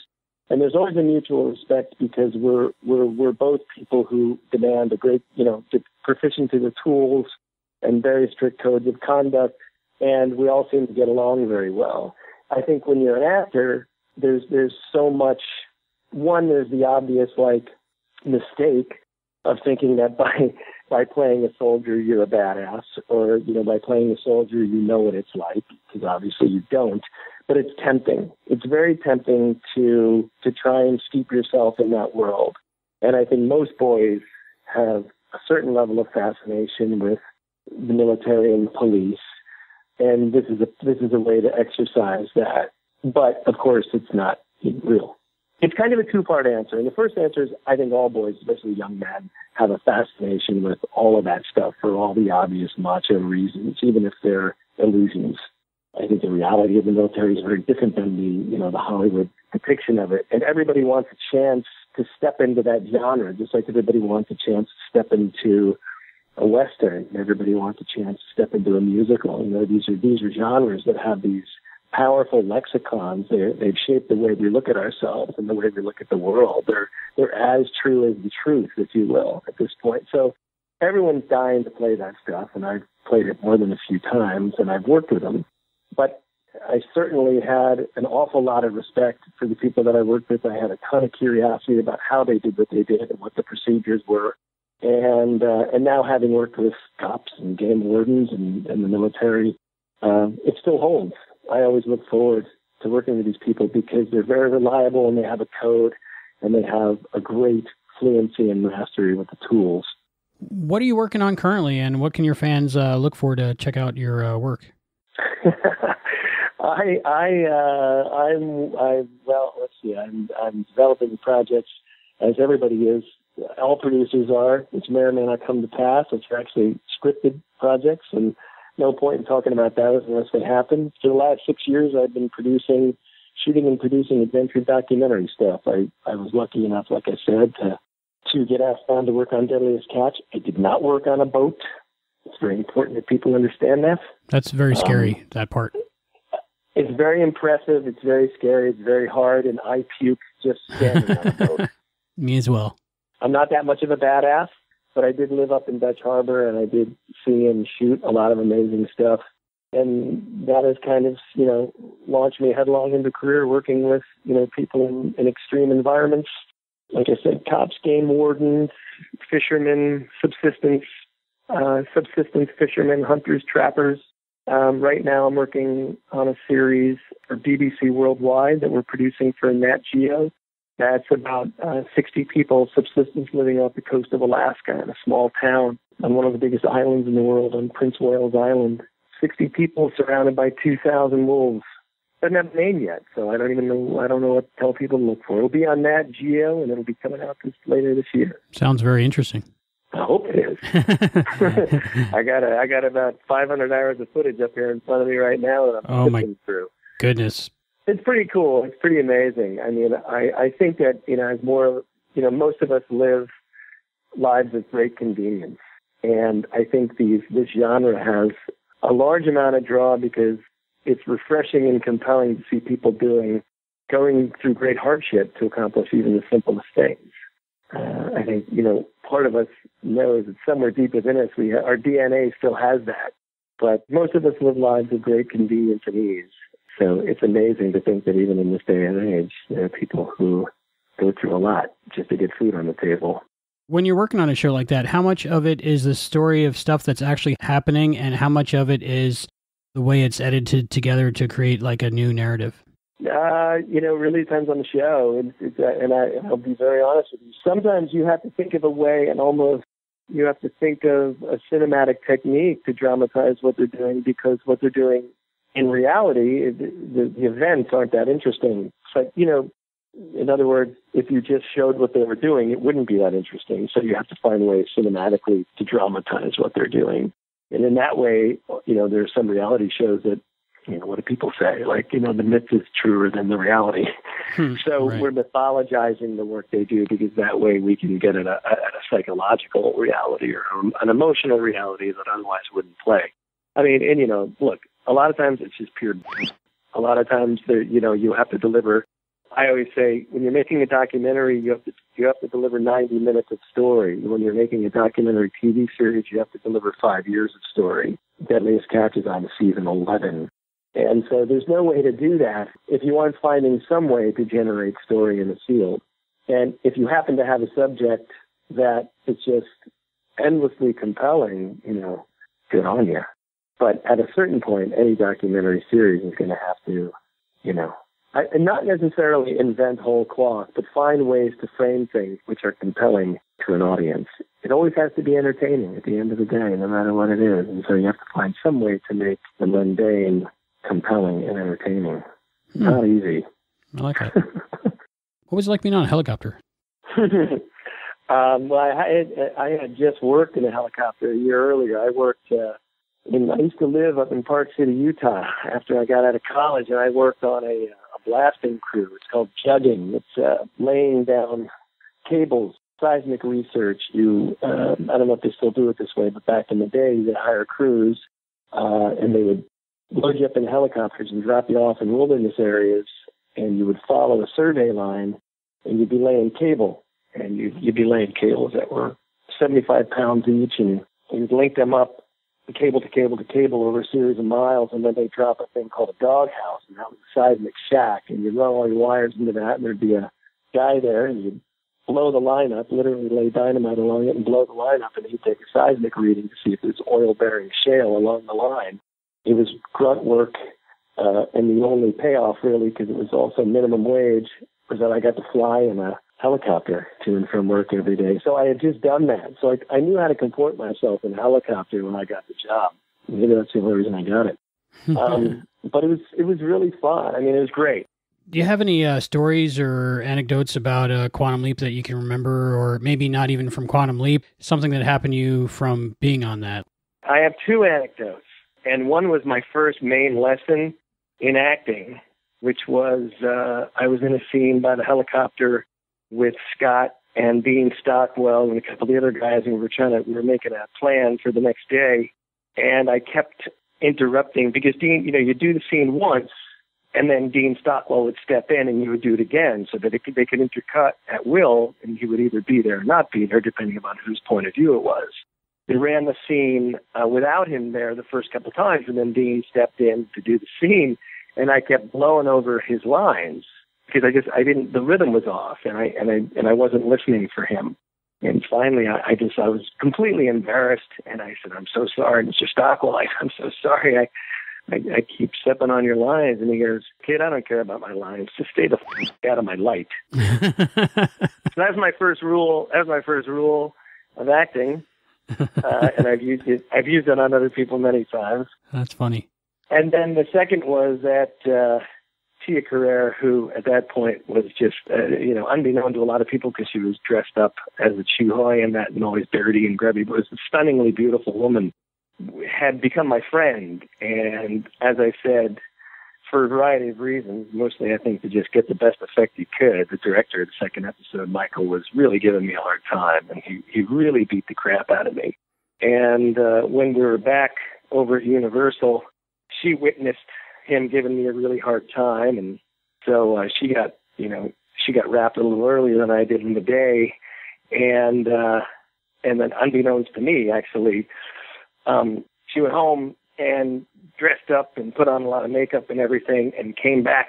And then when I got wrapped, right as Michael was giving me the issue, I wrapped. She came walking onto the soundstage and linked her arm around mine and walked me off stage, which is really one of the best saves I've ever had in my life.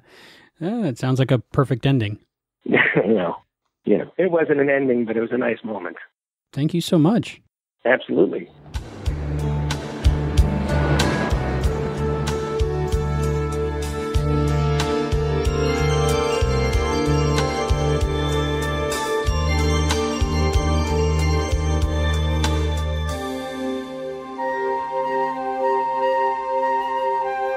That was a really great interview. Yeah, I really like to hear his take on filming of the episodes. It's really awesome. And his story with Tia Carrere, that was really cool that she was so supportive of him. It was also cool to find out what he's into right now and what he's doing in Hollywood and about reality shows. That was a cool thing to know, too. For me, it was cool to get an honest, accurate opinion of how he felt filming Quantum Leap. And yeah, that Tia Carrere story was great. Thank you, David. And we have one other person on our show today. None other than Andrea Thompson. How awesome. Very excited for this one because I'm a big fan. Because you have a big crush on her lenses. I do have some crushes on Quantum Leap, and I'm lucky enough that I get to talk to them.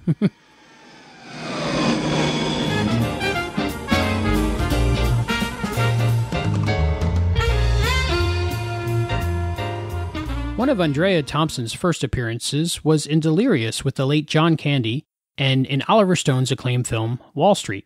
She then went on to the television series Falcon Crest, earning a Soap Opera Digest Award nomination for her performance. Andrea then starred as Talia Winters on the popular syndicated series Babylon 5. She then followed this with a role in the television drama Jag. She also starred in the feature film A Gun, a Car, a Blonde, which premiered at the 1997 Sundance Film Festival, all before taking on a starring role on NYPD Blue and becoming a journalist for a CBS affiliate and for CNN Headline News.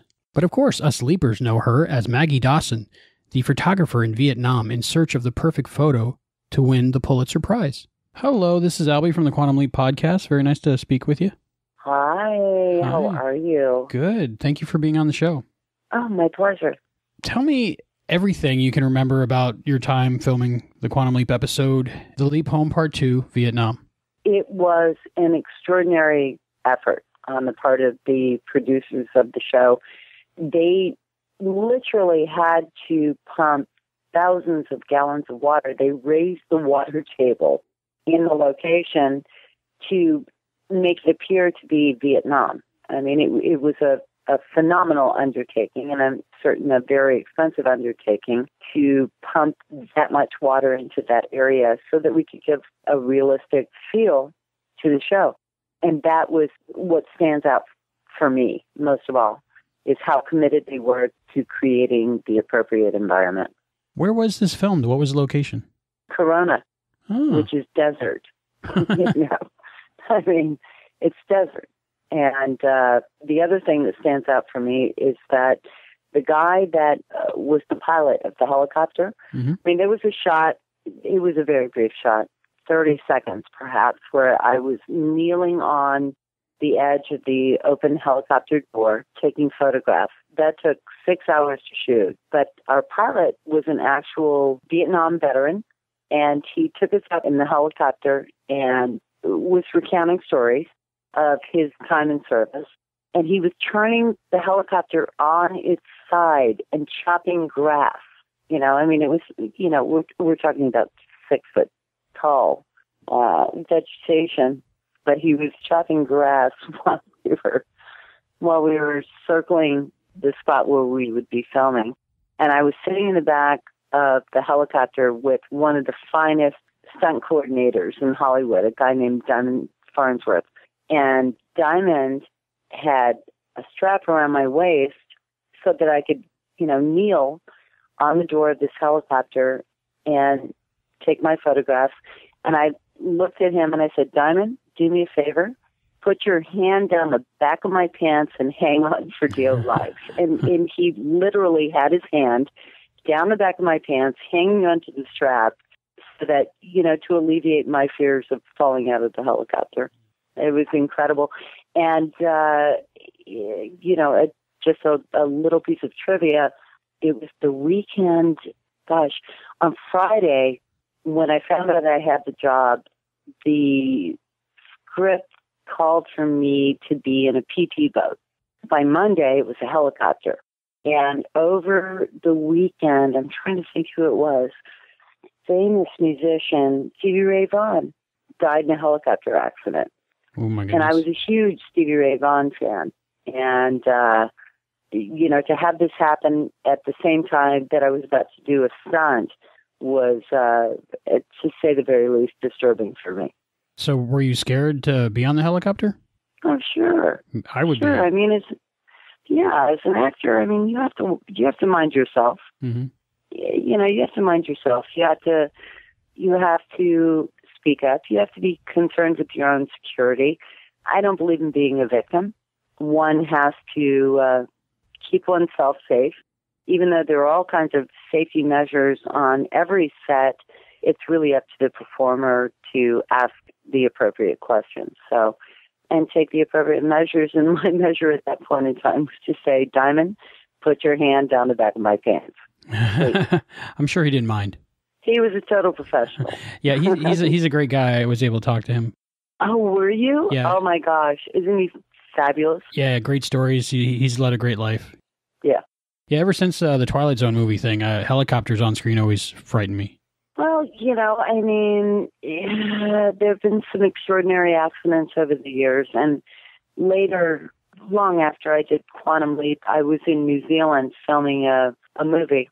And it was called, I think, Kiwi Adventure, probably went straight to video.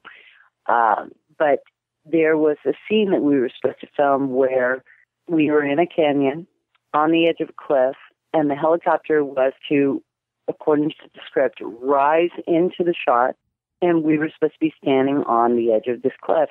I have a rudimentary understanding of aeronautics, and for me, I had to voice my concern and call my union rep saying, okay, I understand what's required of me. However, what if there is a wind gust?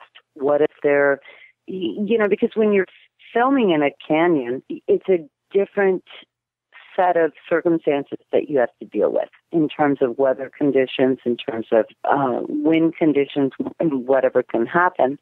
And my union rep agreed with me. He said, no, I agree that this presents possible danger.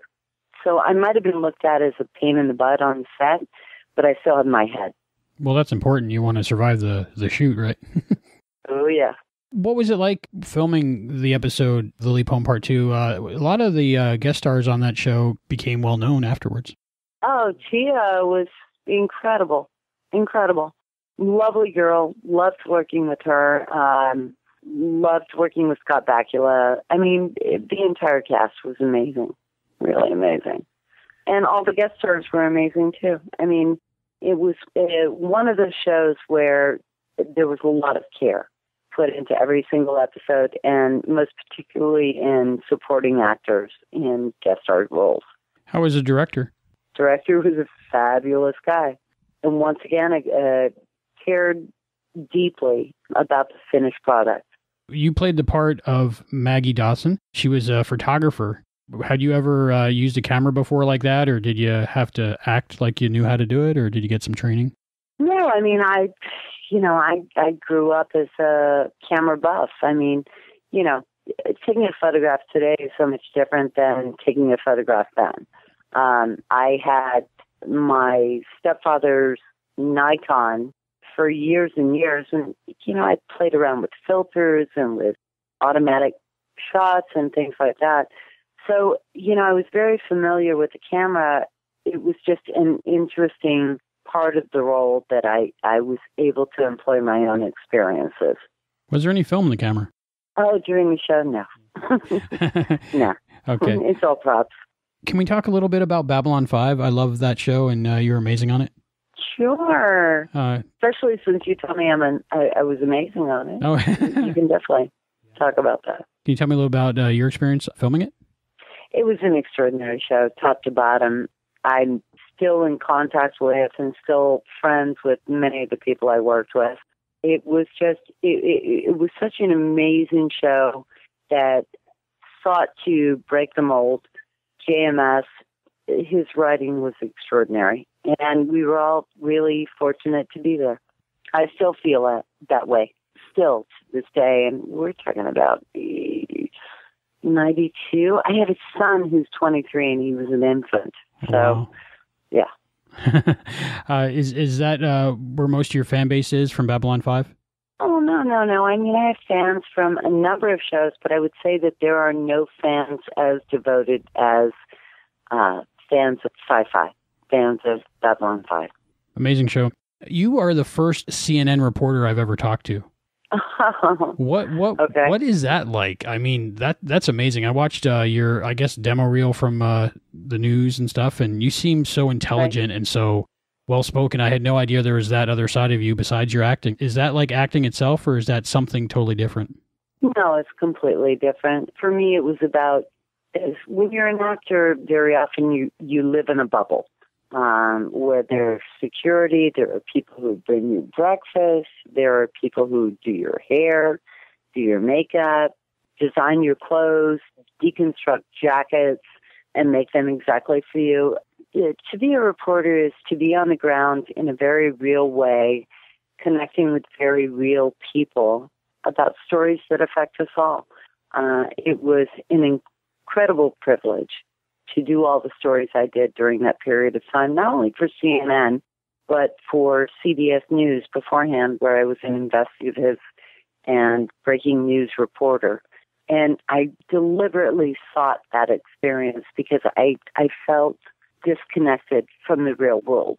Having been an actor, I felt shielded, and I sought to experience life in a way that I had not done so before, and to pursue a passion for journalism that I had always had. A lot of times I'm watching CNN or the news, and I can't imagine like being the person covering a story like so horrible or like emotional. And have you ever had those times where you had such a story where you were reporting on it that it was so heavy? How do you deal with that? Well, I came to CNN because CNN headline news had been a tape-recorded show for 20 years. So I came to CNN, and 7 weeks later, 9/11 happened. Yeah. So I mean, nothing about that was expected. As a country, we didn't expect any of that. It was an extraordinary time to go through. It was extremely disturbing, and I had to do what all of my colleagues did, which was to show up for work and work despite our feelings, despite our despair, despite our fears, to deliver the story in an accurate manner. You kind of have to disconnect while you're doing it almost from, you can't really absorb it while you're doing it? Well, you absorb it, but you can't react. Yeah. You can't react and maintain professionalism. On the flip side, I'm sure you've done a lot of things that were fun and exciting when you were doing that. What were one of the best memories you have of doing that? During CNN? Yeah. Oh. Sorry, I'm a little bit of a CNN junkie sometimes, so it's interesting to me. Yeah, I'm a CNN junkie too. Well, I mean, there were plenty of things that were, fun to cover. I mean, there's a clip that's on the internet about Viagra ceviche. Apparently, there was a restaurant in Los Angeles that was sued for calling their ceviche Viagra ceviche. There was another restaurant in LA that was highlighted because they served a salad that apparently had properties that would send women into labor who were overdue. There was another story about a guy who was shaving ads in the back of his head. He would have his hair cut. He would put himself out to hire for various companies to shave an ad in the back of his head. Very similar to what we have these days with car wraps and things like that. Yeah, I mean, I had loads of fun. And there were great stories to cover. Going back to Quantum Leap, I love the scene in the tent with you and Scott Bakula. There seemed to be like a real chemistry there. Can you tell me about the filming that day and where that was? Was it like in a soundstage or? Yeah, it was on a soundstage. I mean, look, it's not hard to have chemistry with Scott Bakula. Yeah, look at him. Even now, I don't know, how old is Scott now? He's getting up there, but he doesn't look it at all. He's in his 60s, I think. Yeah, I think he just turned 60. Yeah, so what's not to like? It was a great day, great shoot. We did have nice chemistry. We had a good rapport, and we had good writing. And it always comes down to that when you're an actor, is good writing. What did you think of your character in that episode? Loved my character. Loved her. From the moment, when I did the audition, I went in and I was wearing a dress and heels. And halfway through the audition, the heel of my high heel shoes snapped off. So, and it was, the audition for the bar scene. MacArthur signed it twice, blah, blah, blah. And I just took my shoes off and continued the audition barefoot. Everything about this character was amazing and strong. And keep in mind, we're going back to a time when women were not doing the things that women do in film right now, where you have Angelina Jolie punching up guys, and women doing completely... During the time that I worked, when I came up in the business, women were essentially an appendage to a man. We were either there to show that they were heterosexual, or we were there to show that they were relevant, that we were kind of a sidebar. Quantum Leap was really groundbreaking in this particular role in showing that women were faceted people and that we had a lot to offer. And for me, that was a big deal. I got in trouble on various jobs over the years and saying, well, why would my character do that? Why? Why would she stand across from the man she loved and just scream instead of, rushing in and throwing a punch? Mm. And I really adored that job because it was a woman who walked it like she talked it.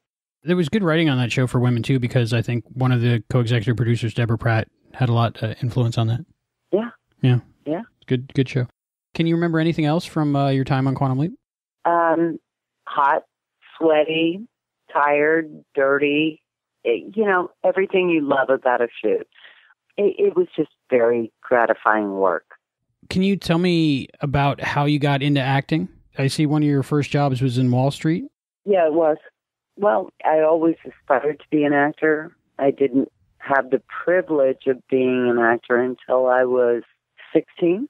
And Wall Street was a big transition for me from being a theatrical actor to a film actor. And the opportunity to work with Oliver Stone was extraordinary. It was right after Platoon had come out. And Charlie Sheen. Charlie Sheen was, after Platoon, one of the most amazing actors to work with. So I've been very fortunate all along the way. I don't have any bad Hollywood stories. None. Really? That's good. That's good. Yeah. I've been very fortunate. You've been on some great shows like Bones and 24 and Jag.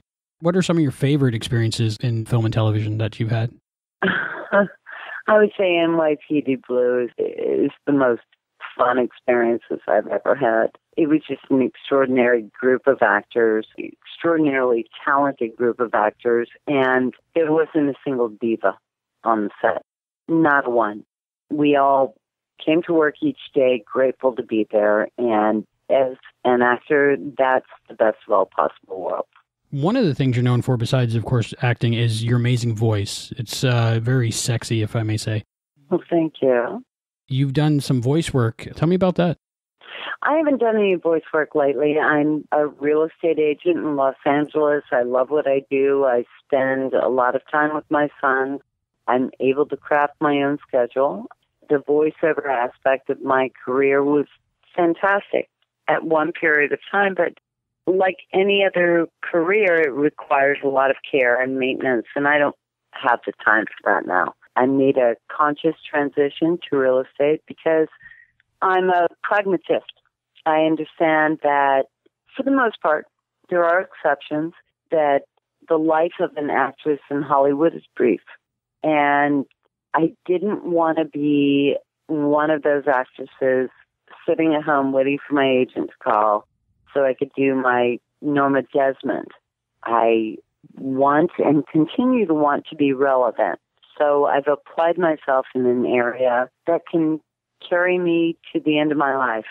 I mean, I can be an 85-year-old relic and still sell beautiful real estate, take care of my clients. And I don't know if that would be true of voiceover work, and certainly not of acting work. Do you ever see yourself getting back into acting here and there if the opportunity arose? At this point in time, no. But I would say never say never. Do you ever get clients when you're showing houses that are like kind of starstruck by you when they meet you? No, not so much, because I don't broadcast that. I don't broadcast the fact that that's where I came from. I think that there are a number of my clients who find it comforting to know that I came from the same place they came from. So I understand their concerns. I understand their desires for either total privacy, and I also understand their concerns for wanting to publicize their purchase, their sale. It's coming from a place that people in entertainment feel comfortable with. To wrap up the interview, is there anything you'd like to say to the Quantum Leap fans that really enjoyed your performance in that episode? Thank you for watching, and thank you for your continued allegiance. I mean, it's amazing to me that a job that I did back in 1989 is still relevant for fans. It's a real privilege.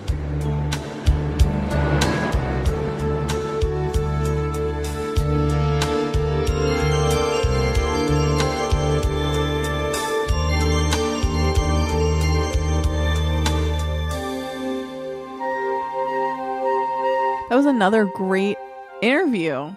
It's so cool to get insight into the behind the scenes that we don't really get, especially watching it on Netflix.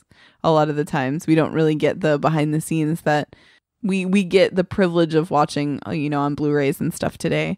So it's really nice to hear, and you're the one interviewing them, so you get to even ask our questions, which is awesome. I'm a happy host. Yeah, and I'm sure you liked hearing about CNN. Yeah, that's great. I don't watch the news regularly, but when I do, it's CNN. There are days where there's CNN marathons at our house. Yes, when something really bad happens, unfortunately, or something cool sometimes. Yeah. But she was a really great CNN reporter. That's cool. And she seemed really well-spoken, which I'm sure comes from like CNN reporting and having to be live on camera. She's good at public speaking. Dude. Obviously, we're not. Because dude was just your answer. Dude, I got to talk to Andrea Thompson. Dude. And it was cool to find out more about Babylon 5. So great interviews. Thank you, David Newsom. Thank you, Andrea Thompson. And now I'd like to talk about a little giveaway we're having. We have 3 high-quality prints of the picture of Scott Bakula and Dean Stockwell from the final episode of Quantum Leap. And they're provided courtesy of Skipper Martin. All you have to do is email us at quantumleappodcast@gmail.com and let us know that you would like an entry into the giveaway, and you will be entered into the giveaway. We will be giving away one of these prints per episode for this episode and the 2 after. You have to listen to the show, which you're doing, thank you very much, to get the code to send us. The code for this episode and for the first print giveaway is 47.30. So just email us, put that in the subject line, 47.30, and we'll know that you want to be entered in the print giveaway. And now it's time for our segment with Chris DeFilippis.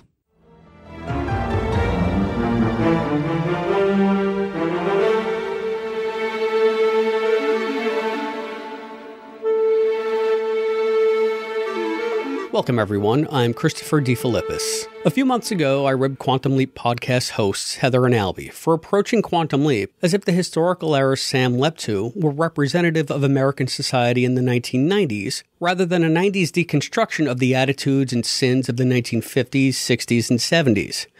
Watching the show back then, I was confident that fellow viewers, and most Americans, were in accord with QL's broad moral lessons. Of course women deserve equality. Racism is bad, duh.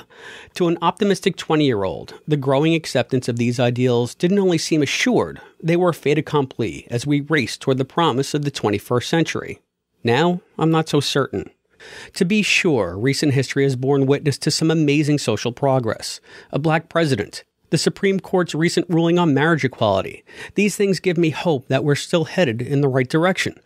But then I read about recently adopted Texas education standards that basically mandate teachers to say that slavery wasn't the primary cause of the Civil War, or that Gamergate lunatics have threatened to rape and kill yet another woman for having the audacity to speak out against sexism, or that a racist gunman murdered 9 people in a South Carolina church simply because they were black. Further quashing my hopes for the future is that instead of sparking debate that might culminate in a national movement for change, these events have only fed the fire of partisan rancor that defines our times, becoming nothing more than fodder for Twitter wars and dumb Facebook memes. Take the Charleston church shooting. Instead of spurring a meaningful discussion about the consequences of generations of institutionalized racism, the conversation about those 9 tragic deaths has degenerated into arguments about banning the Confederate flag and a Facebook frenzy over Nick at Night pulling reruns of the Dukes of Hazzard because of the General Lee. I can't think of any greater insult to the memory of those slain. Even when I was watching it at age 9, I realized that the Dukes of Hazzard was maybe the dumbest show ever made. But now there are legions of people rallying around it as if it were some kind of sacrosanct cultural touchstone. And it's a reaction to the misguided far-left philosophy that you can eliminate racist fanaticism by outlawing the words or symbols that are associated with it. But saying you can help end racism by banning the Confederate flag is like saying you can cure cancer by tearing up your biopsy results. Banning words and symbols will do nothing if you don't address the underlying prejudices and hatreds they represent. And censorship can only hinder that process. Censorship, even well-meaning self-censorship, is dangerous. And doing it in the name of social progress doesn't make it any less detrimental than an entire state deciding to whitewash its history books. I used to believe that the truth will out, that social injustices were inevitably fated to evaporate as society evolved. But now I know that isn't the case. The truth needs help, big time. But you can't legislate ignorance and intolerance away, and you can't rely on those who fan the fires of hatred to suddenly see the world in a different light. The only way to fight them is to be smarter than they are, louder than they are, to hammer your message of hope and tolerance home again and again and again and again to anyone who will listen, until intolerance is just another insane idea that humanity has examined and discarded, like that of a flat earth or Milli Vanilli. And that's something that Quantum Leap helps us to do, as the Quantum Leap podcast helped me to realize. When I heard Albie talk about how the positive, inclusive messages in Quantum Leap played such a formative role in shaping his worldview, I suddenly saw the show in an entirely different light. I had always considered Quantum Leap to be beating a very well-worn, idealistic drum, but Albie and Heather made me realize that every generation needs to hear those beats for a first time. Thanks, guys. Quantum Leap proves the adage that everything old is new again. Sam never had the luxury of sidestepping an uncomfortable issue by focusing on the meaningless ephemera that surrounded it. He was always down in the trenches, hitting the problem head-on until something gave, working until he effected some kind of positive change. It's a lesson we somehow seem to have forgotten, and one that we need to continuously reteach ourselves if we ever want the truth to will out.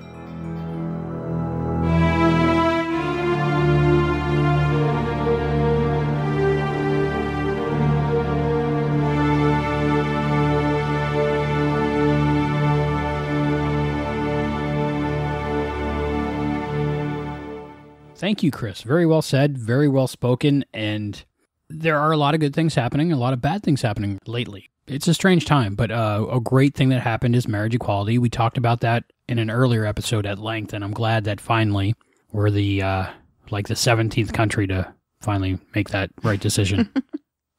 Not a world leader in that area, but hey, now it's cool. Yeah, I don't think when it comes to progressive thinking that we're usually the first country.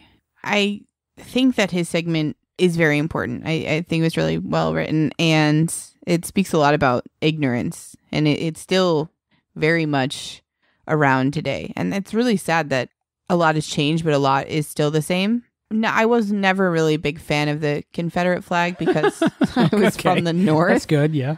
But no, I'm just saying, like, there's the argument around the Confederate flag I don't really get because I'm not from the South, and I think that it's like people, instead of what it originally represented, take it out of context and make it a representation of the South. And I'm not from the South, so I don't think I relate to that. I'm not a fan of flags in general. Usually every flag means this is what I represent and this is why I'm better than you. And in that case, it definitely means racism. So it's good that different governments are taking a flag that means racism down. It's sad. I don't think that it's going to change people's minds about racism, like Chris had pointed out. Like, I don't think that, but I also don't think it's a bad move. I think it's a good move that governments don't fly that flag. I think that we've come so far that I don't know why that's still a problem. Like, I don't understand why racism is even a thing. I think that everybody is due the same opportunities, especially today. And it's sad when that doesn't happen. And I know that there's still sexism is still a thing and racism is still a thing. We even talked about it earlier with women using their attributes and men just kind of, the way they are. But that plays a role in our society. Racism is still very much prevalent. And I think that a lot of people don't know how to handle that situation. I know that it's a very heated topic. And I have friends on both sides of that. And it's such a thing that I know it needs to be talked about. But I feel like everybody is so wrapped up in their opinion of racism. I've had to unfollow a lot of people on Facebook recently. And it's not because I don't want to see people's opinions. I understand that everybody's entitled to their opinion. But when you're posting things like, why is there no White History Month on Facebook? I mean, it's just like, I feel like that's such a big problem. Get out of your own head and realize that for the bigger good, we all just need to get along. And I sound like such a hippie, but I mean, I don't think that your skin color is something to be proud of. I feel like we're all just people. And I think that that's something that people are so wrapped up in their own opinions that sometimes it becomes a problem. And that can go with anything. That can go with gay marriage, with sexism, with racism. People are wrapped up in their own opinions so much that they're not willing to see another possibility. And even with gay marriage, yeah, we made a big progress. But now North Carolina is trying to pass a bill that says that anyone can be denied, even interracial couples. Are you kidding me? Yeah. Let's not take a step back in this country. We're progressing here. Very ironic that North Carolina is less progressive than South Carolina, because I think that's where the divide of the... Well, it's very confusing. At this point, our whole country was because we wanted equality for everybody. Mm-hmm. Yes, I know it says for men in the Constitution, equality for man, but I think man it means as a species, mankind, not as a gender. No, right? Like not as. And I think if everybody stepped back out of their opinions a little bit and tried to understand other point of views, we would be okay. But I think that's our main issue. I had a similar opinion to Chris, as in, of course racism is bad. Of course sexism is bad. Everybody knows this, but not everybody knows this. No, not everybody knows that. Luckily, I didn't have to remove as many people on Facebook as you did because I have a zero tolerance policy. If it's something racist, I unfollow them. If it's something sexist, I unfollow them. If it's something anti-marriage equality, I unfollow them. So when Pride Month came about, my Facebook was very happy and full of rainbows. For the most part, mine was too. But a lot lately, I guess it's good and bad that we have social media now because yes, you get to get the word out about your cause and you get more people involved and you bring more people together globally on a good cause. But it can also be very detrimental. And there's so many things, memes that are wrong that someone creates in their basement and then gets shared on the internet for people to believe. And they're like, oh yeah, I'm going to go against that. And it can be a very scary place. I like the Quantum Leap morals, and I thought that was a basis for good and bad. And of course, that whole thing that happened in Missouri. It's just a crazy time right now in the U.S. Yeah. It makes me very sad. A lot of things going on that shouldn't be. A lot more people should have watched Quantum Leap, I think. Yeah, but we've talked about that being mandatory in schools, right? It's a good idea. And now it's time for some feedback. Let's start off with some feedback from Facebook. And this first one's from Doug Palumbo. I'm really enjoying listening to the podcast. It's making me go back and rewatch some great episodes. I'm a big Quantum Leap fan from day one, and your podcast is a nice companion to the show. Well, thank you, Doug. That's our goal. Thanks for listening. And thanks for sending some feedback. This one's from Soto Carmina. Hey everyone at Quantum Leap Podcast. I love your podcast. I've always been a big fan of the show, and this brings great memories of when I first saw it. I love the interaction between Albie and Heather, and I love that you guys are interviewing actors from the show, especially your interview with Scott. Keep up the great work. I look forward to each podcast and your discussion of each episode. Thank you so much. That's awesome. Yeah, and we have one from Skipper Martin. He's awesome. The Quantum Leap podcast scored big, landing an interview with Sam Beckett himself, Scott Bakula. Well, that's really cool. We did score pretty big with that. These emails will be read by Juan. This first one is from Barbara Noel, referring to Good Night, Dear Heart. Dearest Albie and Heather, I'm actually still playing catch-up with the podcasts, but absolutely had to spoil myself and listen to the Quantum Leap episode for Season 3, the opener. My friends told me you read my email in that episode, and I was so very excited. I feel like a member of an awesome family now, because of that, and for all things Quantum Leap. Okay, getting back to the schedule of things. Regarding this episode, Good Night, Dear Heart. I loved this episode. It is one of my favorites. Albie, was that a reference to Scooby-Doo when you said she, the murderer, would have gotten away with it if it weren't for the meddling time traveler and his hologram? That's cool if it was. I like that stuff too. I, too, felt very bad for Greg. I mean, how cold is his dad? Telling him to suck it up. I'm guessing that Sam was sympathetic to Greg. It's cool that it was Robert Duncan McNeil's birthday on November 9th. Thank you, Albie, for taking the time to discover and share that with us. Sincerely appreciated. On a side note, I thought it was funny how Marcia Cross was on Quantum Leap as the murderer, and then on Desperate Housewives, Scott Bakula appears as a guest and defends Marcia's character as her lawyer. High five to Albie about the German translation. Also, I looked it up, and mein Lieb for Emer means my love forever. Sorry for being nitpicky. Thank you for sharing the Jennifer Runyon interview. I enjoyed it thoroughly. I love that she got to be the lucky girl to kiss Scott Bakula first. The first kiss on Quantum Leap. Lucky Jennifer Runyon.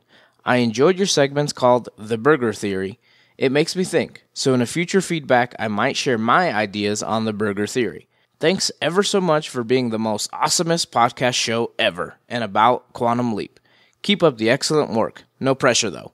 Sincerely and respectfully, yours, Barbara Noel. Well, thank you, Barbara. I totally agree that this is the most awesome podcast show ever. I listen to it all the time. Thank you so much for all your kind words.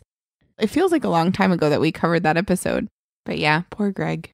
I still love the burger theory. There's a lot of burger theory still. I don't mention it a lot, but a lot of things still connect to other things, and I still don't know why. According to Deborah, nothing was conscious about that. But Deborah's like, you're crazy.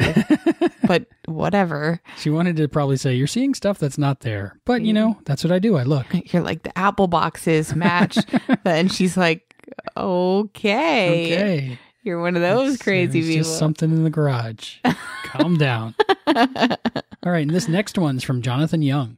Hello all, just wanted to say that I've been a huge fan on Quantum Leap since I was 7 years old. I am 31 now. I remember my uncle getting me hooked onto the show when it used to rerun at 11 p.m. on the USA Network, and I even caught a few episodes on NBC. Season 5 from Return and Revenge of the Evil Leaper until the finale. Long intro, but my question is, what is your favorite season of Quantum Leap? My favorite season has to be Season 5. Don't get me wrong, I love every season, but maybe because of how the writers tried to delve deeper into the world they created, get more into the science fiction aspect, we get to see what Al has to deal with the Leapies in the waiting chamber. In the future, we got the evil leaper, Sam leaps into Elvis, tries to save Marilyn Monroe's life, the trilogy episodes. I don't know, it was just a great creative season in my opinion. So my question to you is, what is your favorite Quantum Leap season? Love the podcast and continue the great work. Jonathan Young. Okay, well, basically he's asking Heather is, what's your favorite season of Quantum Leap? And you have 2 and a little bit to go by. I'm sure this question is more for you than it is for me. But you know what? I've realized lately, the more people we actually meet that listen to the show or come talk to us on social media and stuff, they actually think that this is an act, that I've actually seen the whole show. I'm telling you, I have not. I really have not. And a lot of people are shocked. But yeah, I only have season 1 and season 2. I liked the beginning. I still loved the Genesis 2-parter. That's an awesome episode. But I love that we're getting more into the characters and it's developing more. And of course, after the MIA and Leap Home Part 1 and 2, I mean, that's like a crazy story arc. So I love where it's going. And I don't really think I have a favorite yet because I don't really have much to pick from. But I love where it's going. So what's your favorite season? That's very difficult because for me, when it ran in reruns on USA and then later on the Sci-Fi Channel, I watched it nonstop. This was before the world of Netflix where you could watch it all the time. So if it was on, I watched it. And I've seen the episode so many times. I can't really pick out a season that is my favorite because I don't really think there's a bad season. They're all really good to me. I know season 5 gets a lot of flack from a lot of people because they changed up the rules a little bit or didn't follow the rules that they set up. I think we've decided that there really aren't any rules. Exactly. And if it's a good story, it's a good story. And, just my favorite episodes, if I list them out like I do all the time, they really span the whole series. So I don't think I have a favorite season. If you had to pick one, just pick one.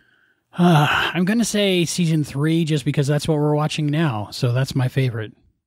All right. It's got a lot of good ones in it, and I'm looking forward to going through it with you and with everybody else. Okay, we have another one from Barbara Noel. She must be catching up really fast. This one's about leaping without a net. Oh, awesome. Dearest Albie and Heather, this episode made me have even more respect for Scott Bakula. Oh my gosh, how he suffers for his work and his fans. But it is all so very much appreciated. But of course, as was stated, when he couldn't do it, he got that stunt double Bob. Was that his name? Poor, sweet, lovable Scott. God bless him.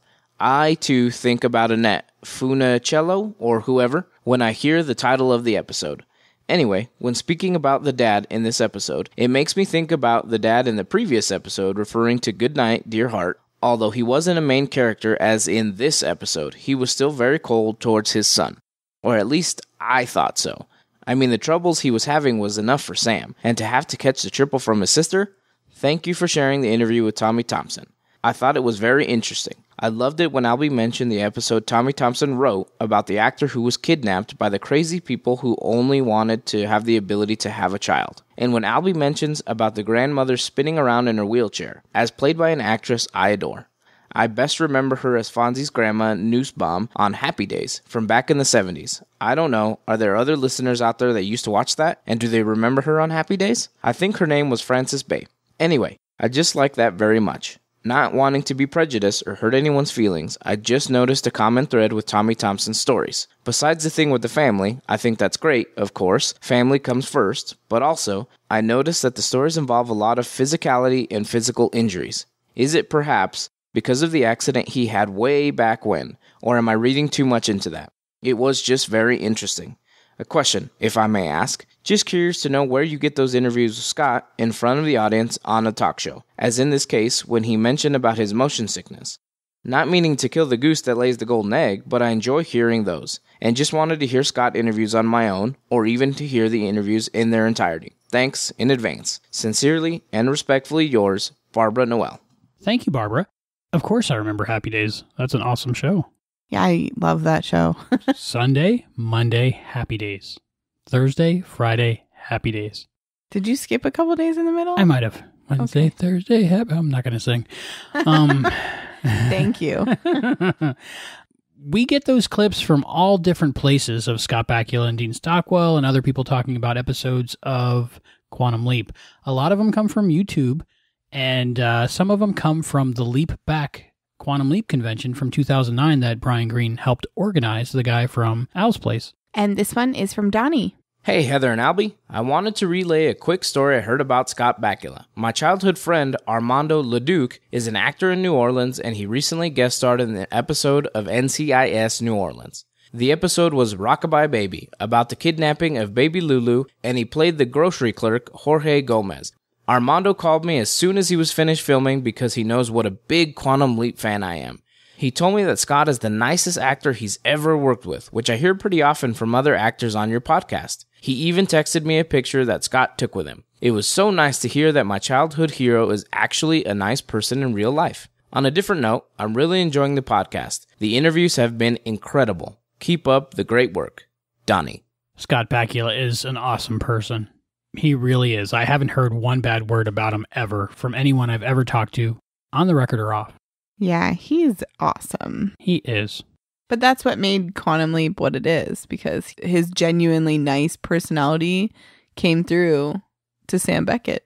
I think he was the perfect person for that part. And it's awesome that he still gets to do what he loves, which is acting today. And this one's from Barbara Noel. Dear Albie and Heather. It must have been some inside joke about Scott's "oh boy" catchphrase, since Bunny replied with, "No, I told you, it's a girl." Siding with Albie regarding the mother's reaction to getting the baby back. She's only an actress, Heather. She's doing what the director tells her to do. Listened to this podcast and was on the road myself.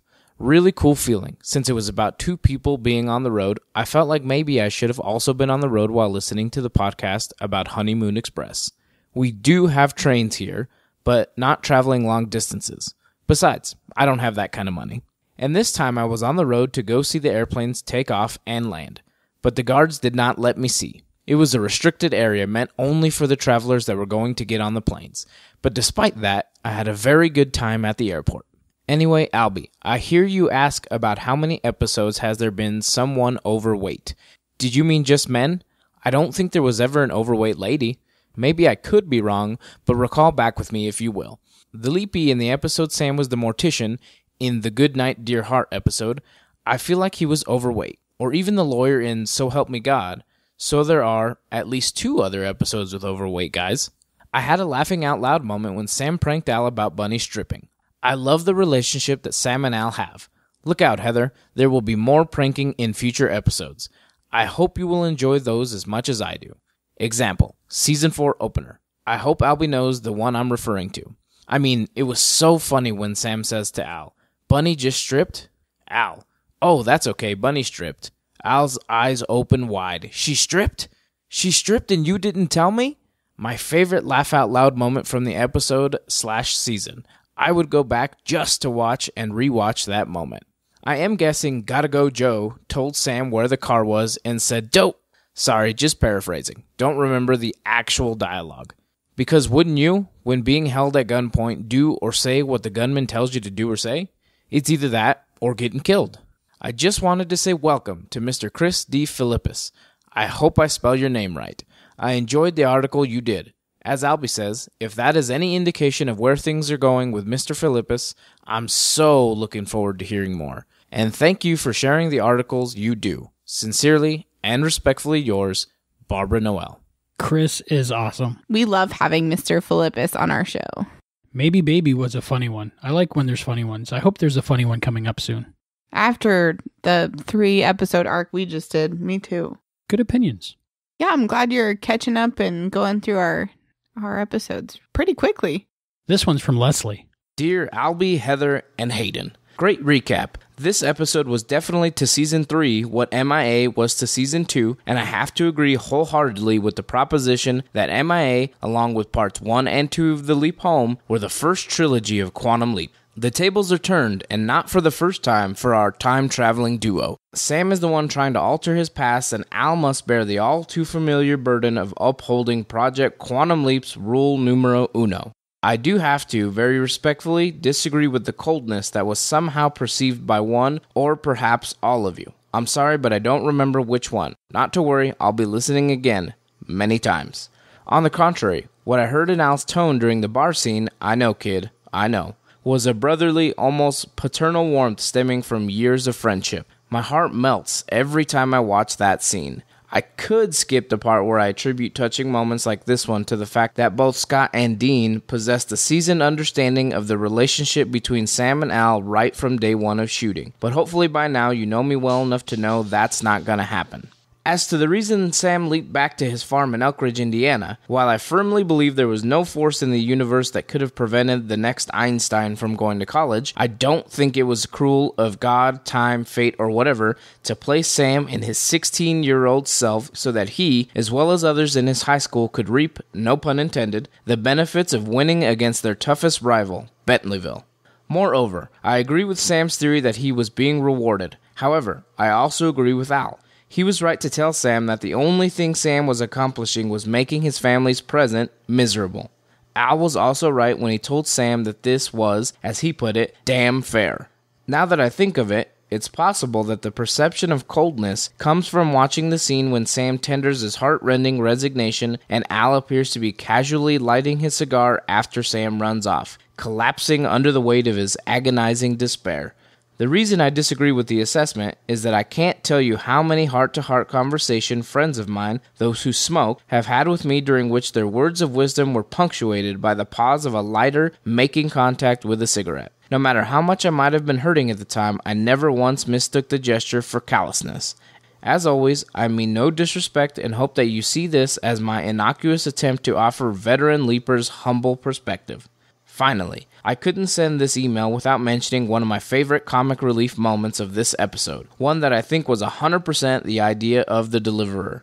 Dean's shout out to his longtime, unfortunately late as of 2009, friend Dennis Hopper. I get the feeling that was Dean's way of teasing Dennis for saying, well, that's the end of his career, when he found out that Dean was accepting a lead role in a TV series. Also, I have to give my own shout out to the production staff for the excellent job they did on Scott's age makeup. Scott did an amazing job portraying Sam's father in addition to the exemplary performance he always gives us as Sam. The supporting cast, as well, was nothing short of stellar. Did you notice that the actress who played Thelma Louise Beckett, Sam's mother, was also in Oliver Stone's Born on the 4th of July? Carolina Cava played Ron Kovic's mother in the film. It was great to see Olivia Burnett again. She was brilliant, as was David Newsom. I can't wait to hear the interview with him. Speaking of, kudos to you, Albie, for achieving the dream you had since the start of this project, interviewing the one and only Scott Bakula. Can I just tell you how jealous I am? He's such an incredibly talented, appreciative, kind-hearted soul. I can only imagine how you must have felt by paraphrasing Stewie Griffin. You know, they say never meet your heroes, but they Sam because that was awesome. There's that word again. Awesome. Your friend in time, Leslie. P.S. Praise goes to Hayden, of course, for helping to organize all of the interviews on the podcast. Sorry, mate, I couldn't figure out where to put this comment. Thank you, Leslie. It was a dream come true talking to Scott, and it was amazing. And I've met a few of my heroes, and I wished I hadn't, but meeting Scott Bakula was not disappointing at all. It was awesome, amazing. Getting to know him, getting to know all about him. I feel like you're going to break into song. I was about to. But it was, hey, highlight of my life. I'm sure I'll be telling people that in the old age home one day. And in defense of our previous episode, I don't think we ever thought Al was a cold person.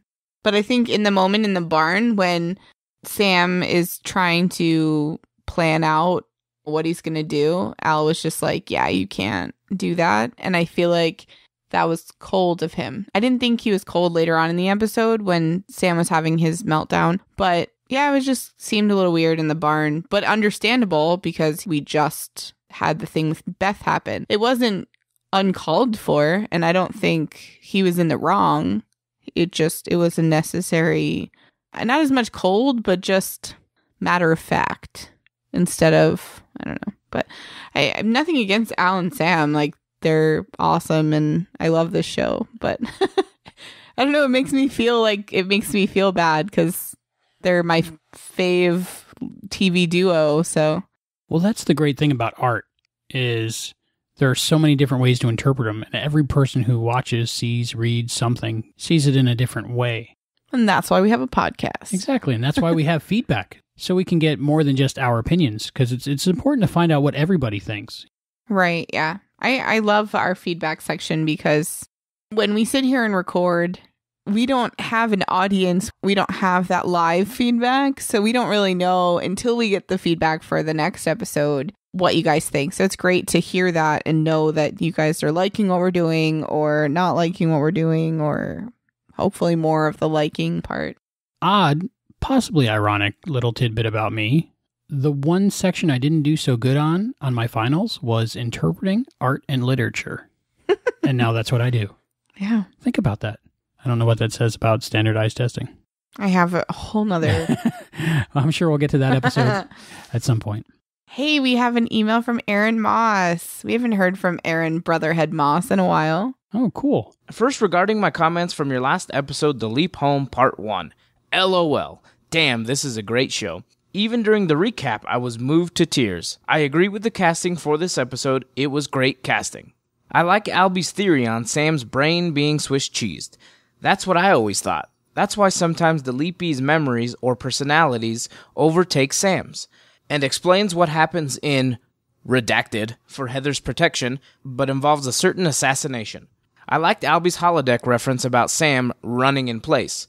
Regarding Heather's question about why Sam leapt into what he leapt into and why, leaping into Sam instead of another player or leaping in after Hilda died, If you believe that there is some supreme being, the best answer is that, for instance, in Hilda's case, she was supposed to die.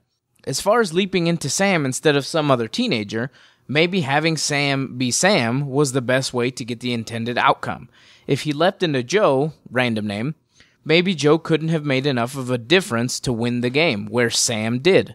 And sometimes it's best not to look too close at the strings in these things, otherwise it might just fall apart. As far as killing off all characters, Game of Thrones is a big one. As far as people not believing Sam, remember, he was a 16-year-old kid. A genius, but still a 16-year-old kid. I never noticed Scott runs differently. Now I'm going to have to watch for it. I think the look Sam gave Al at the pom-pom remark is that, remember, these girls are underage. While Al is a lecherous older man, making comments about underage girls might be a bit off-putting to Sam. I loved the interview with Scott. Great playing whatever instrument from Tiffany. Now for the newest episode. Another fantastic episode of Quantum Leap. Not as much to say about this episode, but still great. I wondered what Tom would say if Magic told him that he was really Sam and started telling him things about his past. Maggie is hot, though she was willing to put out at the drop of a hat or pants. Having watched this many times before, I don't know if I could see the signs of the spy within the camp or if I just remember from previous viewings. I liked Tom and Magic talking about Tom's recent trip home. And again, I wonder what Tom would have said if Sam came clean. And then, while on the mission, Sam finds who the spy was by finding the radio. If he could have pieced things together a little quicker, he would have saved the POWs and his brother. And speaking of POWs, poor Al. And the next leap in, a priest. Looks familiar. While Netflix played the boogie, you know, that episode. Happy belated birthday, Albie. Aaron, Brotherhead, Moss. Thank you, Aaron, Brotherhead Moss. Thank you very much for redacting part of your email. I appreciate that because everybody remember, Heather hasn't seen past the episode we're talking about. What's the latest episode of Quantum Leap you've seen, Heather? The Leap Home Part 2. Right. You haven't seen the next one. Nope. Which on Netflix is well, we're not going to say it, but in real life, I guess DVDs is the best way to go with this one. The next episode will be about a priest. See, my brain couldn't watch further than that and then talk back an episode. I can barely handle when you guys send in feedback from 3 episodes ago. I'm like, wait, what? I don't remember that far ago. Like that, I can't. And then Albie, that's listened to the podcast 3 times since then. Yeah, then he's got, you know, that one time where you said this and I'm like, I don't know what they're talking about. And Albie's gonna be like, you said that this happened and this happened. And I'm like, oh yeah. So I think it's really good to watch one episode at a time, and the anticipation and waiting and finding out little by little by little. Albie has to read through the emails to make sure they're safe. We do a lot to make sure that I don't get spoiled, but it helps that I tell people ahead of time. Usually, like, if we talk about the Quantum Leap podcast, I'm like, but I haven't seen it, so don't tell me. So it's really awesome that you took the time to redact your statement, and it actually kind of makes it even funnier. Because, and I know what he's talking about, right. So that's perfect. That's, for everybody from now on, that's the perfect way to do it. Just say, Albie, you know what I'm talking about, because I do. I like that. But it was a great email, and we must talk about a lot because he had a lot of points to bring up. Yeah, very good points. Yeah. At least we know somebody's paying attention out there, right? I feel like he's got a notebook while he's listening. Like, I got to make a comment about that. I thought it would be cool if Sam tried to talk to his brother and be like, listen, it's Sam. But I think there was too much going on. Like, they didn't really have time to sit down and be like, listen, I'm a time traveler. Recently, I found out a lot of times the way writers do something is they come up with an ending, and then they write the episode to get to that ending. That makes sense. So I think the reason why everything happened the way it did was for that ending. And even though it sucks that we lost Maggie and... I knew she was going to die. The POWs didn't get saved. I didn't know that was going to happen. But when Maggie said, I'll do anything for a Pulitzer, I was like, you're going to die. Like, as horrible as that sounds. So you weren't even attached. Well, no, not really. See, I was because I was blinded. Dude. I was blinded by I can see past the beauty. Camera lenses. Yeah. Very interesting point that Aaron Moss made about Al looking at the cheerleaders that are supposed to be underage. And that thought didn't cross my mind because, of course, like we say over and over again, the actors that play these high school people are in their 30s, maybe 40s. But if they are like 15, 16, and Dean Stockwell's probably in his 50s at the time, I could see why that's weird. And Sam would give Al a look like that.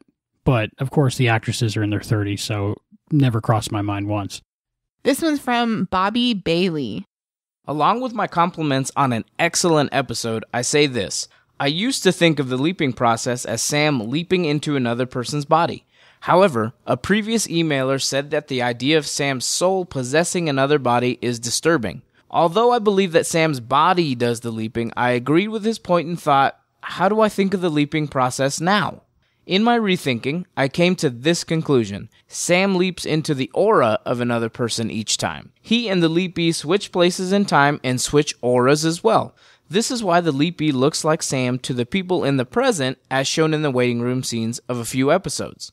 For example, when Sam made his first leap, his body went to 1956 and his aura somehow went to the waiting room. In that process, Tom Stratton leaped into Sam's aura in that room. Essentially, Sam and Tom switch places in time and switch auras. Once Sam completed his mission, he leapt out. Then Tom leapt back into his own time and his own aura. Then the next leapee went into Sam's aura in the waiting room. And so the process goes for each leap. That is my new take on quantum leaping.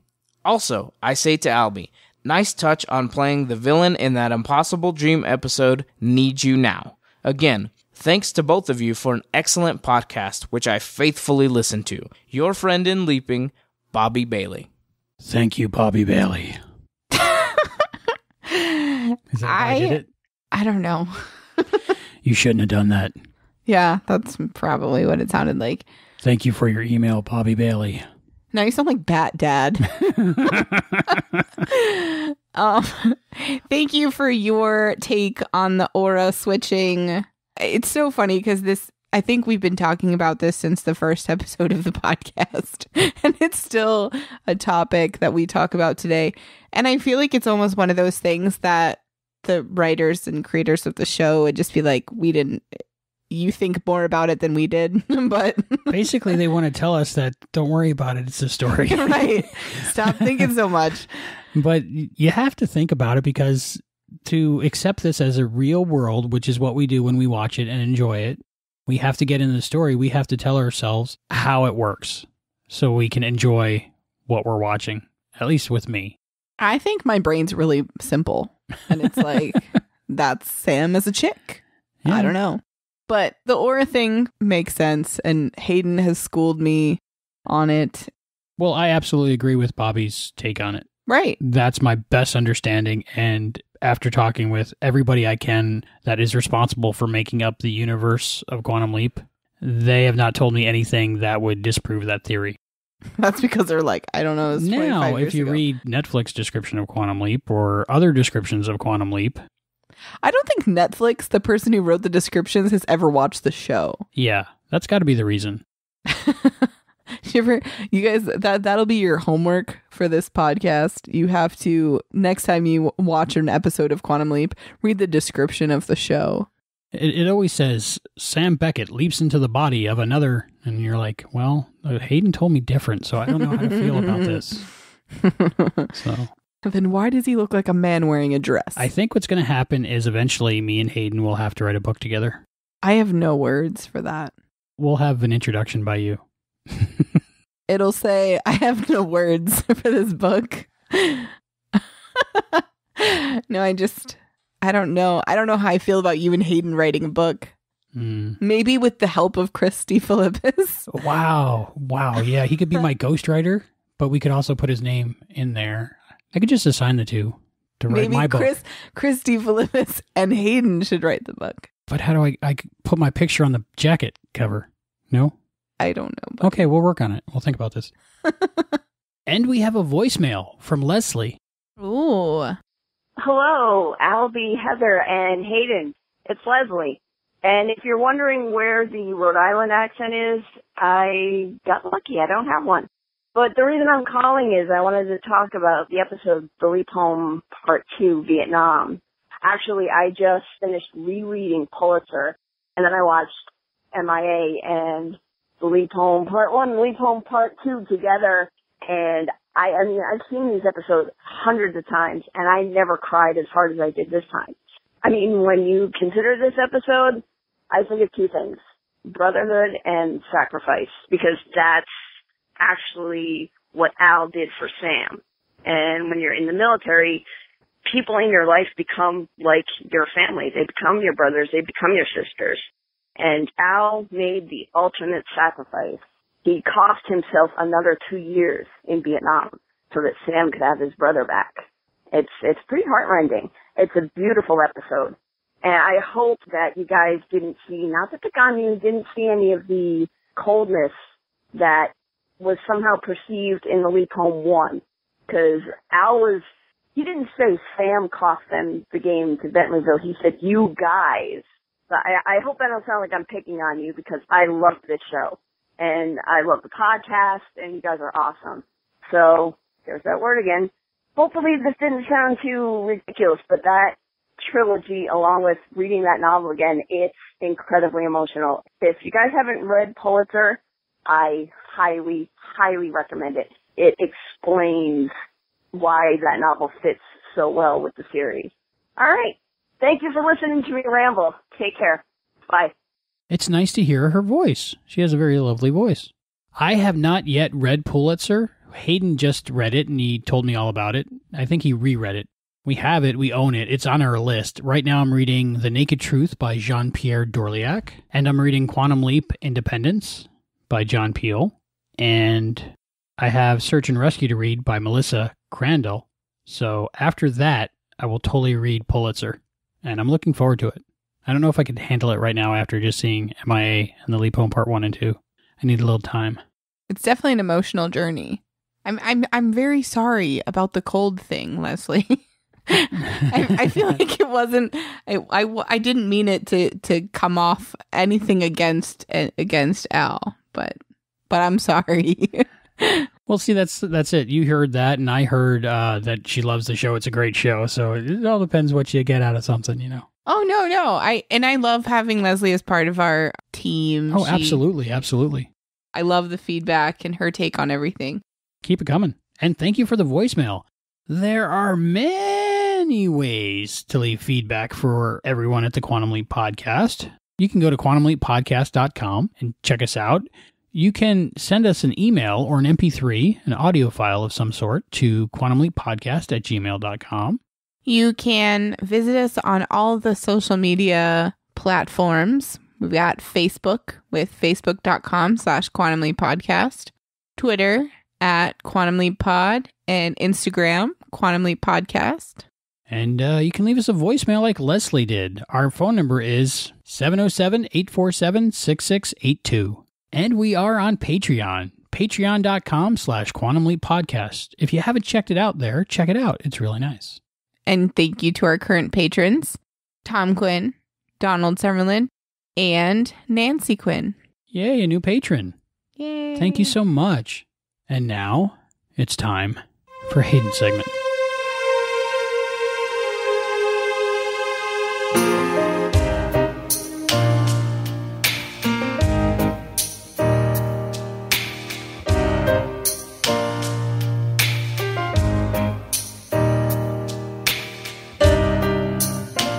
Quantum Leap is a unique show in the sense that, being an anthology, it focuses on the adventures of just one character and his sidekick, with every adventure being in a different place, time, and with a new set of characters that he interacts with. Even though this gives the chance to see the two main characters grow, learn, and evolve through the series, the majority of the supporting characters are never seen or heard from again.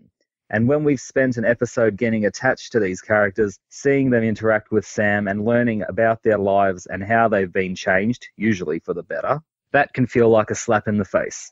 This is why I really enjoy the Quantum Leap novels and comic books, as many of them actually do have Sam and Al revisit some of the characters and situations from the show and continue their stories. One serial story can be found in the Quantum Leap comic number 9, Up Against a Stone Wall, in which Sam leaps into Stephanie from Goodnight Dear Heart, just as she's being released from a 12-year stint in prison for killing Hiller. Stephanie had gained a great deal of fame by taking photographs of what happened in prison, and these were to be shown in an exhibition.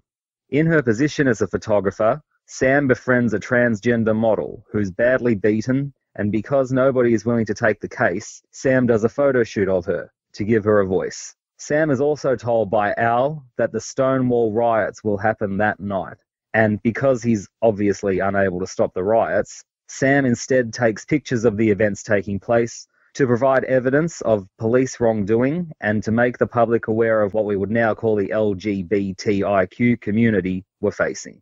Another serial story that comes to mind is L. Elizabeth Storm's novel Angels Unaware, in which we learn that Teresa Bruckner from Another Mother has hit rock bottom. She's on the run and is just days from being murdered. Teresa has nobody to turn to, despite being stalked by a crazy lady named Angela, who claims to be her guardian angel. But Teresa no longer believes in angels, because Al never lived up to his promise to one day return to her. However, at the recommendation of one of her university professors, and some pushing from Angela, Teresa decides to spend a few days at a convent to get her head together. Her professor is also a priest who will be presiding over the services at the convent. That is, until he's bounced a few years into the future and replaced by Sam, who now has the mission to save Teresa's life and restore her faith. The Leap Home Part 2 is the third and final episode of the Holy Trinity of Quantum Leap. The casual viewer might not have picked up on this, but it is unfortunate that this episode left one major question unanswered. In MIA, Al stated that he was repatriated in 1973. But at the end of The Leap Home Part 2, Al shrugs off Sam's cries that Al could have been free with a, "What the hell, I get repatriated in 5 years." Wait, the leap date was April 1970. 5 years after that would have been 1975. Did something happen during the leap to tragically prevent Al from being liberated from the hell he was put through as a POW by the VC for another 2 years? I discussed this on the Facebook page. Karen Funk Bloker had always interpreted this as Al saying he was in prison for a total of 5 years after his initial capture. This is entirely possible, but you have to be liberal with the timing. In MIA, which was set in April 1969, we found out that Al had already been missing for 2 years. So if he was repatriated in 1973, that's actually 6 years he was in prison for. Although there is a little leeway depending on what point in the year he was actually captured and repatriated. But given Al's mournful, what the hell attitude, I have to agree with Erin Watson that Al is well aware of having made a sacrifice and that he did actually end up in prison for an extra 2 years. So the question that The Leap Home Part 2 leaves us with is, what exactly happened in this episode to tragically change Al's fate? Now, like I said, it can be interpreted that Al was just talking about his total time as a POW and that someone simply stuffed up in the writing. But we leapers like to come up with in-universe explanations. A real gem of a novel is another by L. Elizabeth Storm, Pulitzer, which, despite being non-canon, serves as The Leap Home Part 3. Sam leaps into a naval hospital in 1975. The very same hospital that a Lieutenant John Doe, later revealed to be Al, has been brought to immediately following his return to the United States. He's suffering from post-traumatic stress disorder, and worse, is under investigation under suspicion of treason. Sam, as Lieutenant Calavicci's doctor, must try to help young Al work through his issues, which are magnified when the news is broken to him that Beth has remarried. At the same time, Sam has to try to clear Al's name, even though his interference could have disastrous consequences for Admiral Calavicci and the entire Quantum Leap project. Meanwhile, a curious journalist has been given the task of writing an article about Vietnam and starts investigating into the circumstances surrounding the death of one of her mentors and friends, Maggie Dawson. It turns out that Maggie was not actually posthumously awarded with the Pulitzer for her photo of Al and the POWs, even though the photograph itself did win the prize. Rather, the true nature of her death was covered up, reported as an accident at the base, and the military took credit for the photograph.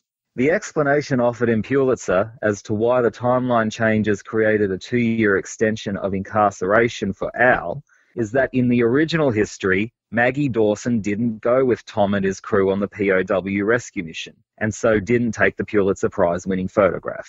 In the new timeline, the photograph of POW Al became so famous and widespread that even the North Vietnamese found out about it. As such, they came to the mistaken conclusion that the surveillance of the Americans and their allies was much better than it actually was. And so Al's captors did a much better job of camouflaging their POW camps and moved them around a lot more often, thereby making rescue missions more difficult. And thus poor Al was held prisoner for an extra 2 years.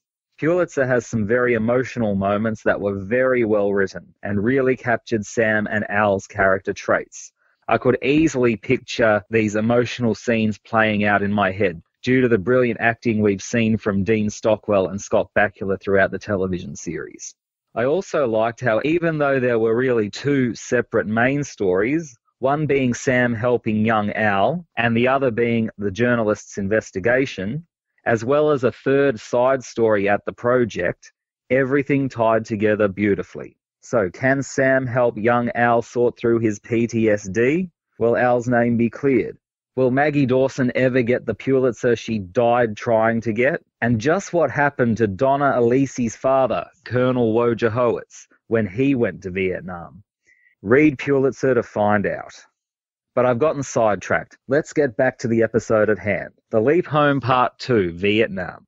As I said, I view this episode as the final part of an amazing trilogy. If I had to summarize this trilogy in one word, I would have to say grief. I don't mean that as an insult, because the episodes and the acting are brilliant. The word grief is appropriate because if you watch the 3 episodes back to back, you can see both Sam and especially Al going through the stages of grief. The 5 stages are denial, anger, bargaining, depression, and acceptance, although they do not necessarily occur in that order. MIA is the grief roller coaster for Al, going through at least 4 of these stages, on the whole, surprisingly, simultaneously. It's clear that up to that point, Al had never really gotten over losing Beth, and the wave of emotion can be explained by the wounds being opened so suddenly by Sam leaping into San Diego on April Fool's Day 1969. Denial. After Sam finds out that Beth is Al's wife and tries to remind Al that they can't change their own lives, Al refuses to accept it. No, I don't know it. Anger. As the episode progresses, Al gets progressively more snappy with Sam for not changing things and doesn't hold back showing his anger towards Dirk and, if you look between the lines, especially towards himself for choosing to go to war when he could have stayed with his wife and been happy. Bargaining. The entire episode seems to have Al bargaining, trying to find some way, any way possible, to try and stop Beth from losing hope that he's alive. In fact, he was so preoccupied with this, it was all that he had Ziggy doing, trying to run scenarios, seeing what had the best chance of achieving his goal, that he did not have any time to do anything else. Depression. In MIA, we see Al going down a slippery slope, from a happy-go-lucky comic relief character to a disheveled shell of a man. But we don't see him give up hope, even up to the very end, pleading with Beth to sense his presence and to not give up on him. I feel that this leap was extremely necessary for Al, as it appears from his actions in MIA that he never actually had the chance to deal with his grief properly. Returning from Vietnam, having to deal with his PTSD, jumping from bed to bed and marriage to marriage, and putting all his time and energy into Project Quantum Leap. One might even argue that the reason it appears Al has done everything under the sun is because he was constantly trying to distract himself from his grief. But it wouldn't be fair for Al to be the only one having to go through all these life lessons. In the Leap Home Part 1, it's Sam's turn. Denial. Believing and constantly trying to reassure himself that he had leapt back to his family home to save his father's and brother's lives and to prevent Katie from marrying a wife-beater, despite Al's insistence that he's just there to spend some quality time with his departed loved ones and win the basketball game. It even got to the point where Sam was sounding delusional. Considering what they had just gone through with Beth, and the fact that Al was probably still somewhat depressed, Al showed a great deal of maturity and common sense, trying to prevent Sam from being hurt and to not give him false hope. Anger, effectively telling GTFW that he's quitting and ranting about it not being fair that he can't save the people that he loves. Bargaining, trying to convince his father and mother to change their lifestyles so that John would live longer, and later making a deal with Tom to crawl into a deep bunker on the day of his death in exchange for winning the game. Depression, realizing that he's not doing anything to change his family lives except making their present miserable and running off in tears. Acceptance, saying goodbye to his dad in the last few seconds of the basketball game, knowing that this is likely the last time that he'll ever see him again. We also get the first inkling that Al is coming to accept his life without Beth also. He himself says that it wasn't meant to be. Of course, being a trilogy, we can't have everything be wrapped up in the second part. And so when Sam finds out that Tom, the only member of his family that he truly believed he could save, still dies in Vietnam, he's so focused on Tom that it could be argued that when he leapt, he willed himself right to Tom's side at a time when Tom needed him most. This brings up another good point. Throughout the Vietnam leap, it's not really clear exactly what Sam's mission is. If Sam really did control where he landed, then one could argue that his mission definitely was to save Tom. Unless this was another lesson that Sam had to learn. And let's face it, GTFW is not afraid of testing Sam. That some things just might not be meant to be. Even Al says that the mission might not be to save Tom, but rather to make sure that the platoon's missions succeed. And Sam is adamant that he will not accept that. One has to wonder if GTFW really did want to mess with the timeline as much as it ended up being messed with. Originally, Tom died. This time, Maggie Dawson, the Chu Hoi, and all the Viet Cong soldiers in the ambush died. Can you imagine the massive ripple effects from all these changes? And realistically speaking, in the grand scheme of things, ensuring that the missions of Tom's platoon succeeding don't affect the outcome of the war. So would GTFW really be so concerned with this? My theory is that Sam's mission all along was actually to ensure that Maggie Dawson got her much-deserved Pulitzer Prize. Even if she did only receive it posthumously, that would be enough to be considered a success, as it completed Maggie's life's work. And it is immediately after the revelation of Maggie's photo receiving the prize that Sam leapt. Okay, after being thanked by his brother too. But hey, that could just be a bonus. It is also in the final few minutes of the episode that we finally get confirmation that Al has indeed accepted his fate. In MIA, Al clearly goes through at least the first 4 stages of grief, and he's probably still depressed in the Leap Home Part 1. In the Leap Home Part 2, Al has the choice to lead Sam to the POWs so that he can liberate them, or lead Sam to the village where he can prevent the ambush that led to Tom's death. It is at this stage that Al shows a great deal of maturity, realizing that if he helped himself, he would be hurting others, something that he nearly had to deal with in MIA as well. And he gets some happiness by helping others and making them happy. When he says, "What the hell, I get repatriated in 5 years anyway," it shows that he now completely accepts what became of himself during the Vietnam War, and that is what made him who he is today. This jaw-droppingly brilliant trilogy, like a roller coaster of emotions, made our heads spin, made us cry, at times made us sick, and in the end made us extremely happy to have had the experience of watching this masterpiece of fiction. But when Sam leaps, it's back to the status quo. This time with Sam in the guise of a Catholic priest. Let us pray that Sam and Al are not personally affected by this one. Spoiler alert, one of them is. Oh boy.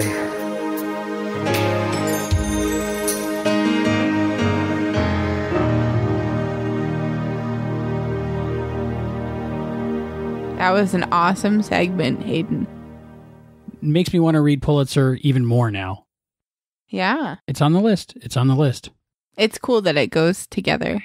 It really is. I can't wait to go more in depth into the Quantum Leap novels in the future of the Quantum Leap podcast. Yeah, because when it's all over, then we'll have something else to do. I was going to say watch, and then I'm like, nope, read. I think they call it reading. I know. I just meant like... We have to figure out what to do to stretch it out until the reboot comes out. So books, and then comic books, and then we'll review some action figures, hopefully. They made me scared about the reboot, though, because I don't think it would be as homely as... We'll wait and see. You never know. If Scott will do a cameo in it, then we know it's okay. If he gives his approval. Heather, do you have any news? Yeah, there's some news. Well, there's some news. You were on Hydrate Level 4 recently with Peter Vunasak. He's an awesome person. We had a great long conversation, and he did an amazing edit, and he made me sound good, and I appreciate that. And we talk all about the Back to the Future trilogy. I was the final guest out of 9 people that he did for a 3-part podcast on Back to the Future. And it was really fun, and I enjoyed being on his show. Hopefully I get to work with him again in the future. That's awesome. A lot of people don't know that we don't really sound good. It's just lots of editing. Lots and lots of editing. Make us sound smart. I don't know if you watch Unbreakable, Kimmy Schmidt, but John Cullum was in an episode. From Catch a Falling Star and the director of All Americans. When we were watching, I was like, is that John Cullum? And in the credits, it was. That was when they were doing that musical number at the end, right? Yeah, he played Daddy's Daddy. That's all I'm going to say. But go check out Unbreakable Kimmy Schmidt. That show is ridiculously funny. And something cool that recently happened in the world of science, they're creating these touchable holograms. They're like super, super tiny. But there was a video. I don't know if you watched the video. I did. And they're really, really tiny, but still touchable holograms. It's pretty cool. You got to start somewhere. Eventually, a few years from now, there'll be life-size touchable holograms, photons and force fields, and everything will be fine. It would be like a jazz bar and a jazz singer, right? And maybe one of the holograms will gain consciousness and run a bar. Yeah. Never know. Weird. And sing really cool songs. I don't know where we're getting all these ideas. That were played at our wedding. Oh, and Airwolf is coming out on Blu-ray. Another Donald P. Belisario show. I think it's the one he did before Quantum Leap, so there's hope, right? There's hope. Tales of the Golden Monkey were in there somewhere. If Airwolf comes out on Blu-ray, now it's not coming out on Region 1. It's coming out on other regions, so if you are in a Region 1 area, you have to figure out how to watch those Region 2 Blu-rays in our area. It's still silly that they do that, but I'll take Quantum Leap on Blu-ray in any region. I think because of music copyright laws. Mm-hmm. I don't know. Even if it doesn't mean that we're going to get Quantum Leap on Blu-ray anytime soon, it's still a great opportunity to watch another Donald Belisario show. And in the first 2 seasons, Deborah Pratt is an awesome actress. I love that you're just like, and then in the first 2 seasons, Deborah Pratt. That's all you have to really say. That's Deborah Pratt. That's worth buying the set right there, just to see Deborah Pratt. Wow, I didn't know she acted in those. Yeah, that's awesome. It's really good. There's 4 seasons, so the last 2 seasons you don't really have to watch. It's funny because I'm like a huge fan of her just because it's like girl power in she's an awesome person. The TV industry. Yeah, watch the first 2 seasons of Airwolf on Blu-ray, and you'll have the complete set. And then no more Deborah Pratt, so the rest of them are blank. That's a thing now. They just release 5 discs, but only... Well, you put on 11 disc set. They don't say 11 disc set with content on them. You're like, 11 discs. Wow. Firefly should do that. Season 2. 5 seasons. I'd buy it. Blank Blu-rays, I'd buy it. It said Firefly on it. And this would have been just videos of Joss going, and this would have been the episode where they celebrated a holiday, and it was really cute because... That actually would probably sell for a lot of money. Take my money. Take my money. Someone should present that idea. That's a good idea. Just you get writers and the producers just to sit down and go, and well, we had an idea about this one. I'd like have the Firefly actress in the background, like, woo! This is being goofy. That people would pay for that. That would be great. Yeah. Thank you for that news, Heather. Do you have any trivia? There were some awards that were won for this episode. Michael Zinberg, the co-executive producer, won the Directors Guild Award for this episode. Michael Watkins won an Emmy for cinematography for this episode. Dean Stockwell was nominated for an Emmy for his acting in this episode. This episode was shot not in Vietnam or anywhere exotic, but instead 60 miles outside of LA. Thanks for that trivia, Heather. You're welcome. Not much on this episode, but I think there was enough emotion in this episode that we're okay. I'm Christopher DeFilippis, and it's time for the Quantum Leap radio sightings, where I tell you about the vintage and collectible radios that appear on Quantum Leap. This time out, we're talking about the Leap Home Part 2, Vietnam. And, irony of ironies, there are no radios in this, an episode where the main plot hinges on a radio transmission. It does feature a military communication station, but my insanity doesn't extend to identifying those. So we'll dip into the archives, and what better place to start than at the beginning? Quantum Leap's premiere episode, Genesis, featured no less than 3 vintage radios. And the first is in one of Sam's very first scenes, on the nightstand when he wakes up as Tom Stratton. The problem is, I have no idea what kind of radio this is. My gut tells me that it's a Panasonic. My friends on the Antique Radio Forum didn't know either, and their guesses included brands like National or Lloyd's. About the only consensus seems to be that it's probably a mid-60s to early 70s Japanese transistor set, and there's no way one of those would have been in Tom Stratton's bedroom on September 13th, 1956.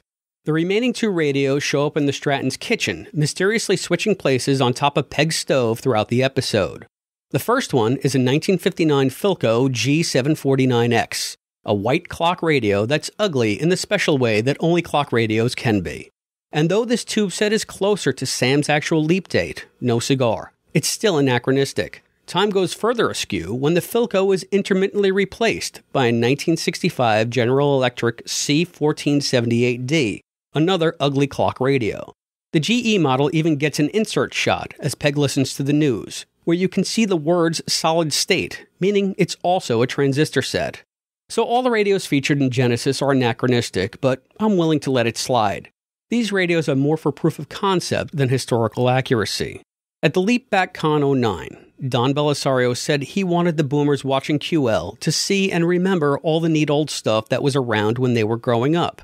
And getting a few old radios to dress the set was an easy way to do that. The lingering insert shot on the GE radio almost screams, "Hey, look at me, remember these?"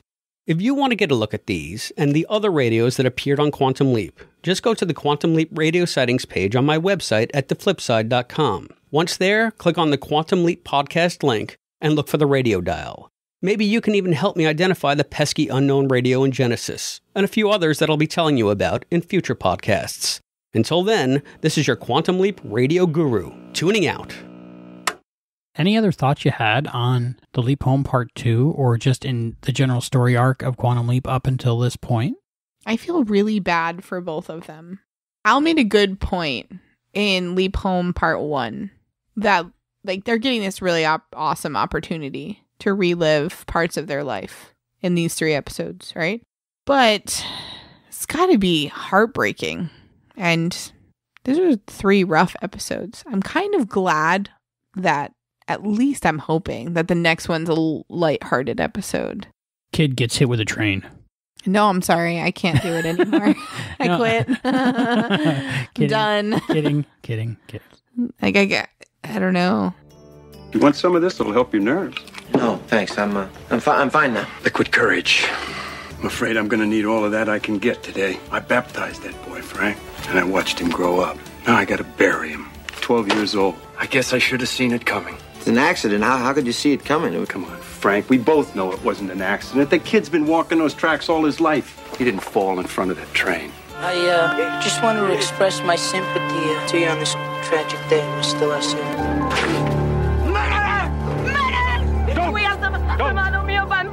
Don't make a circus out of this. Let this woman grieve for her son.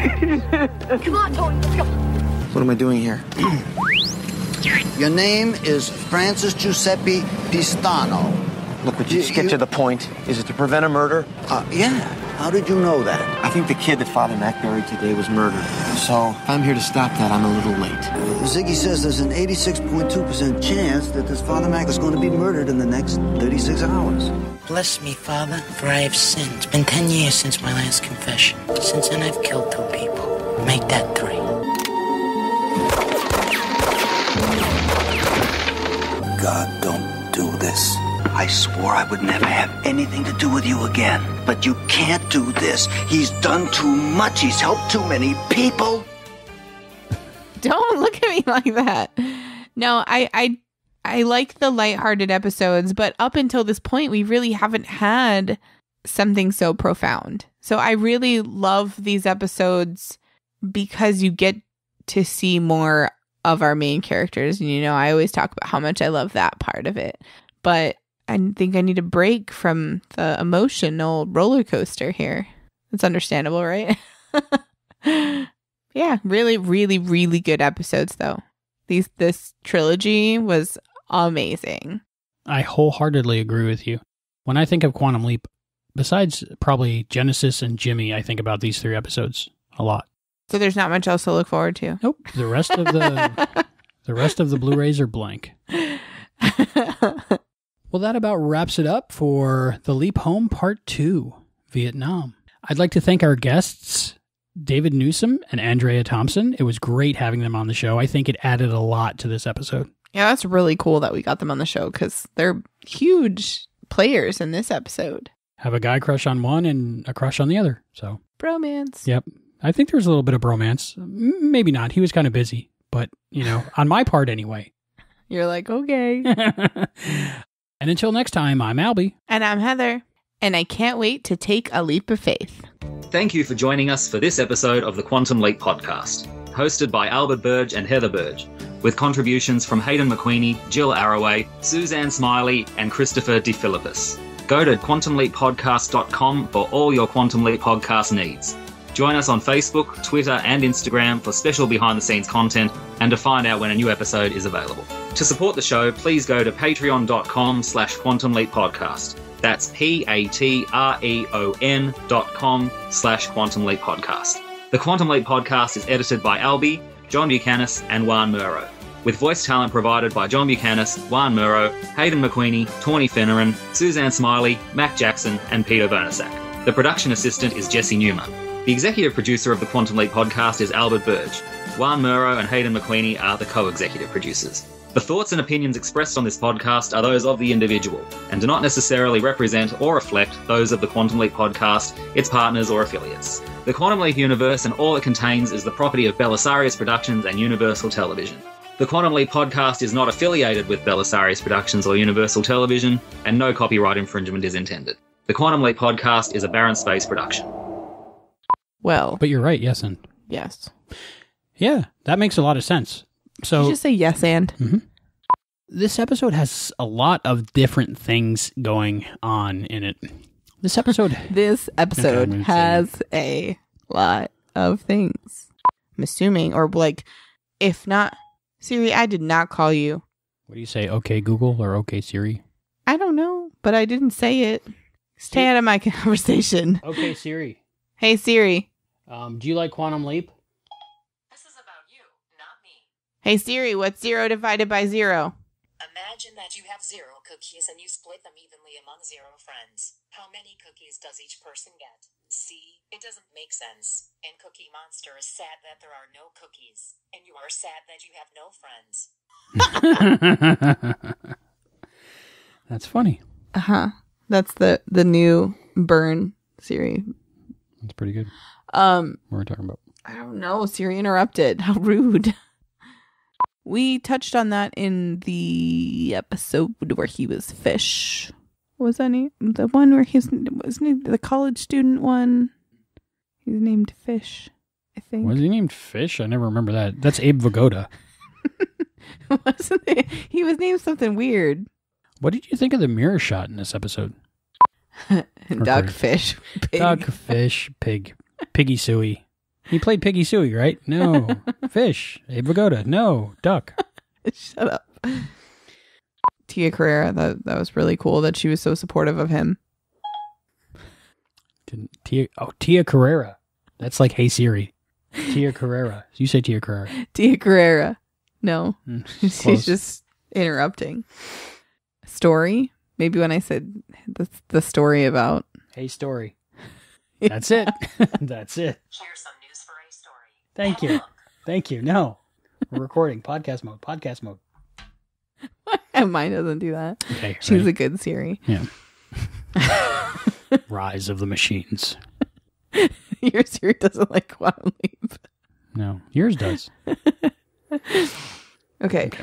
It's cool to find out about Babylon 5 and more. It was cool to find out a little bit more about Babylon 5. Babylon. Right, yeah. I love our feedback section because when we sit here and record, we don't have an audience. The secrets of Quantum Leap.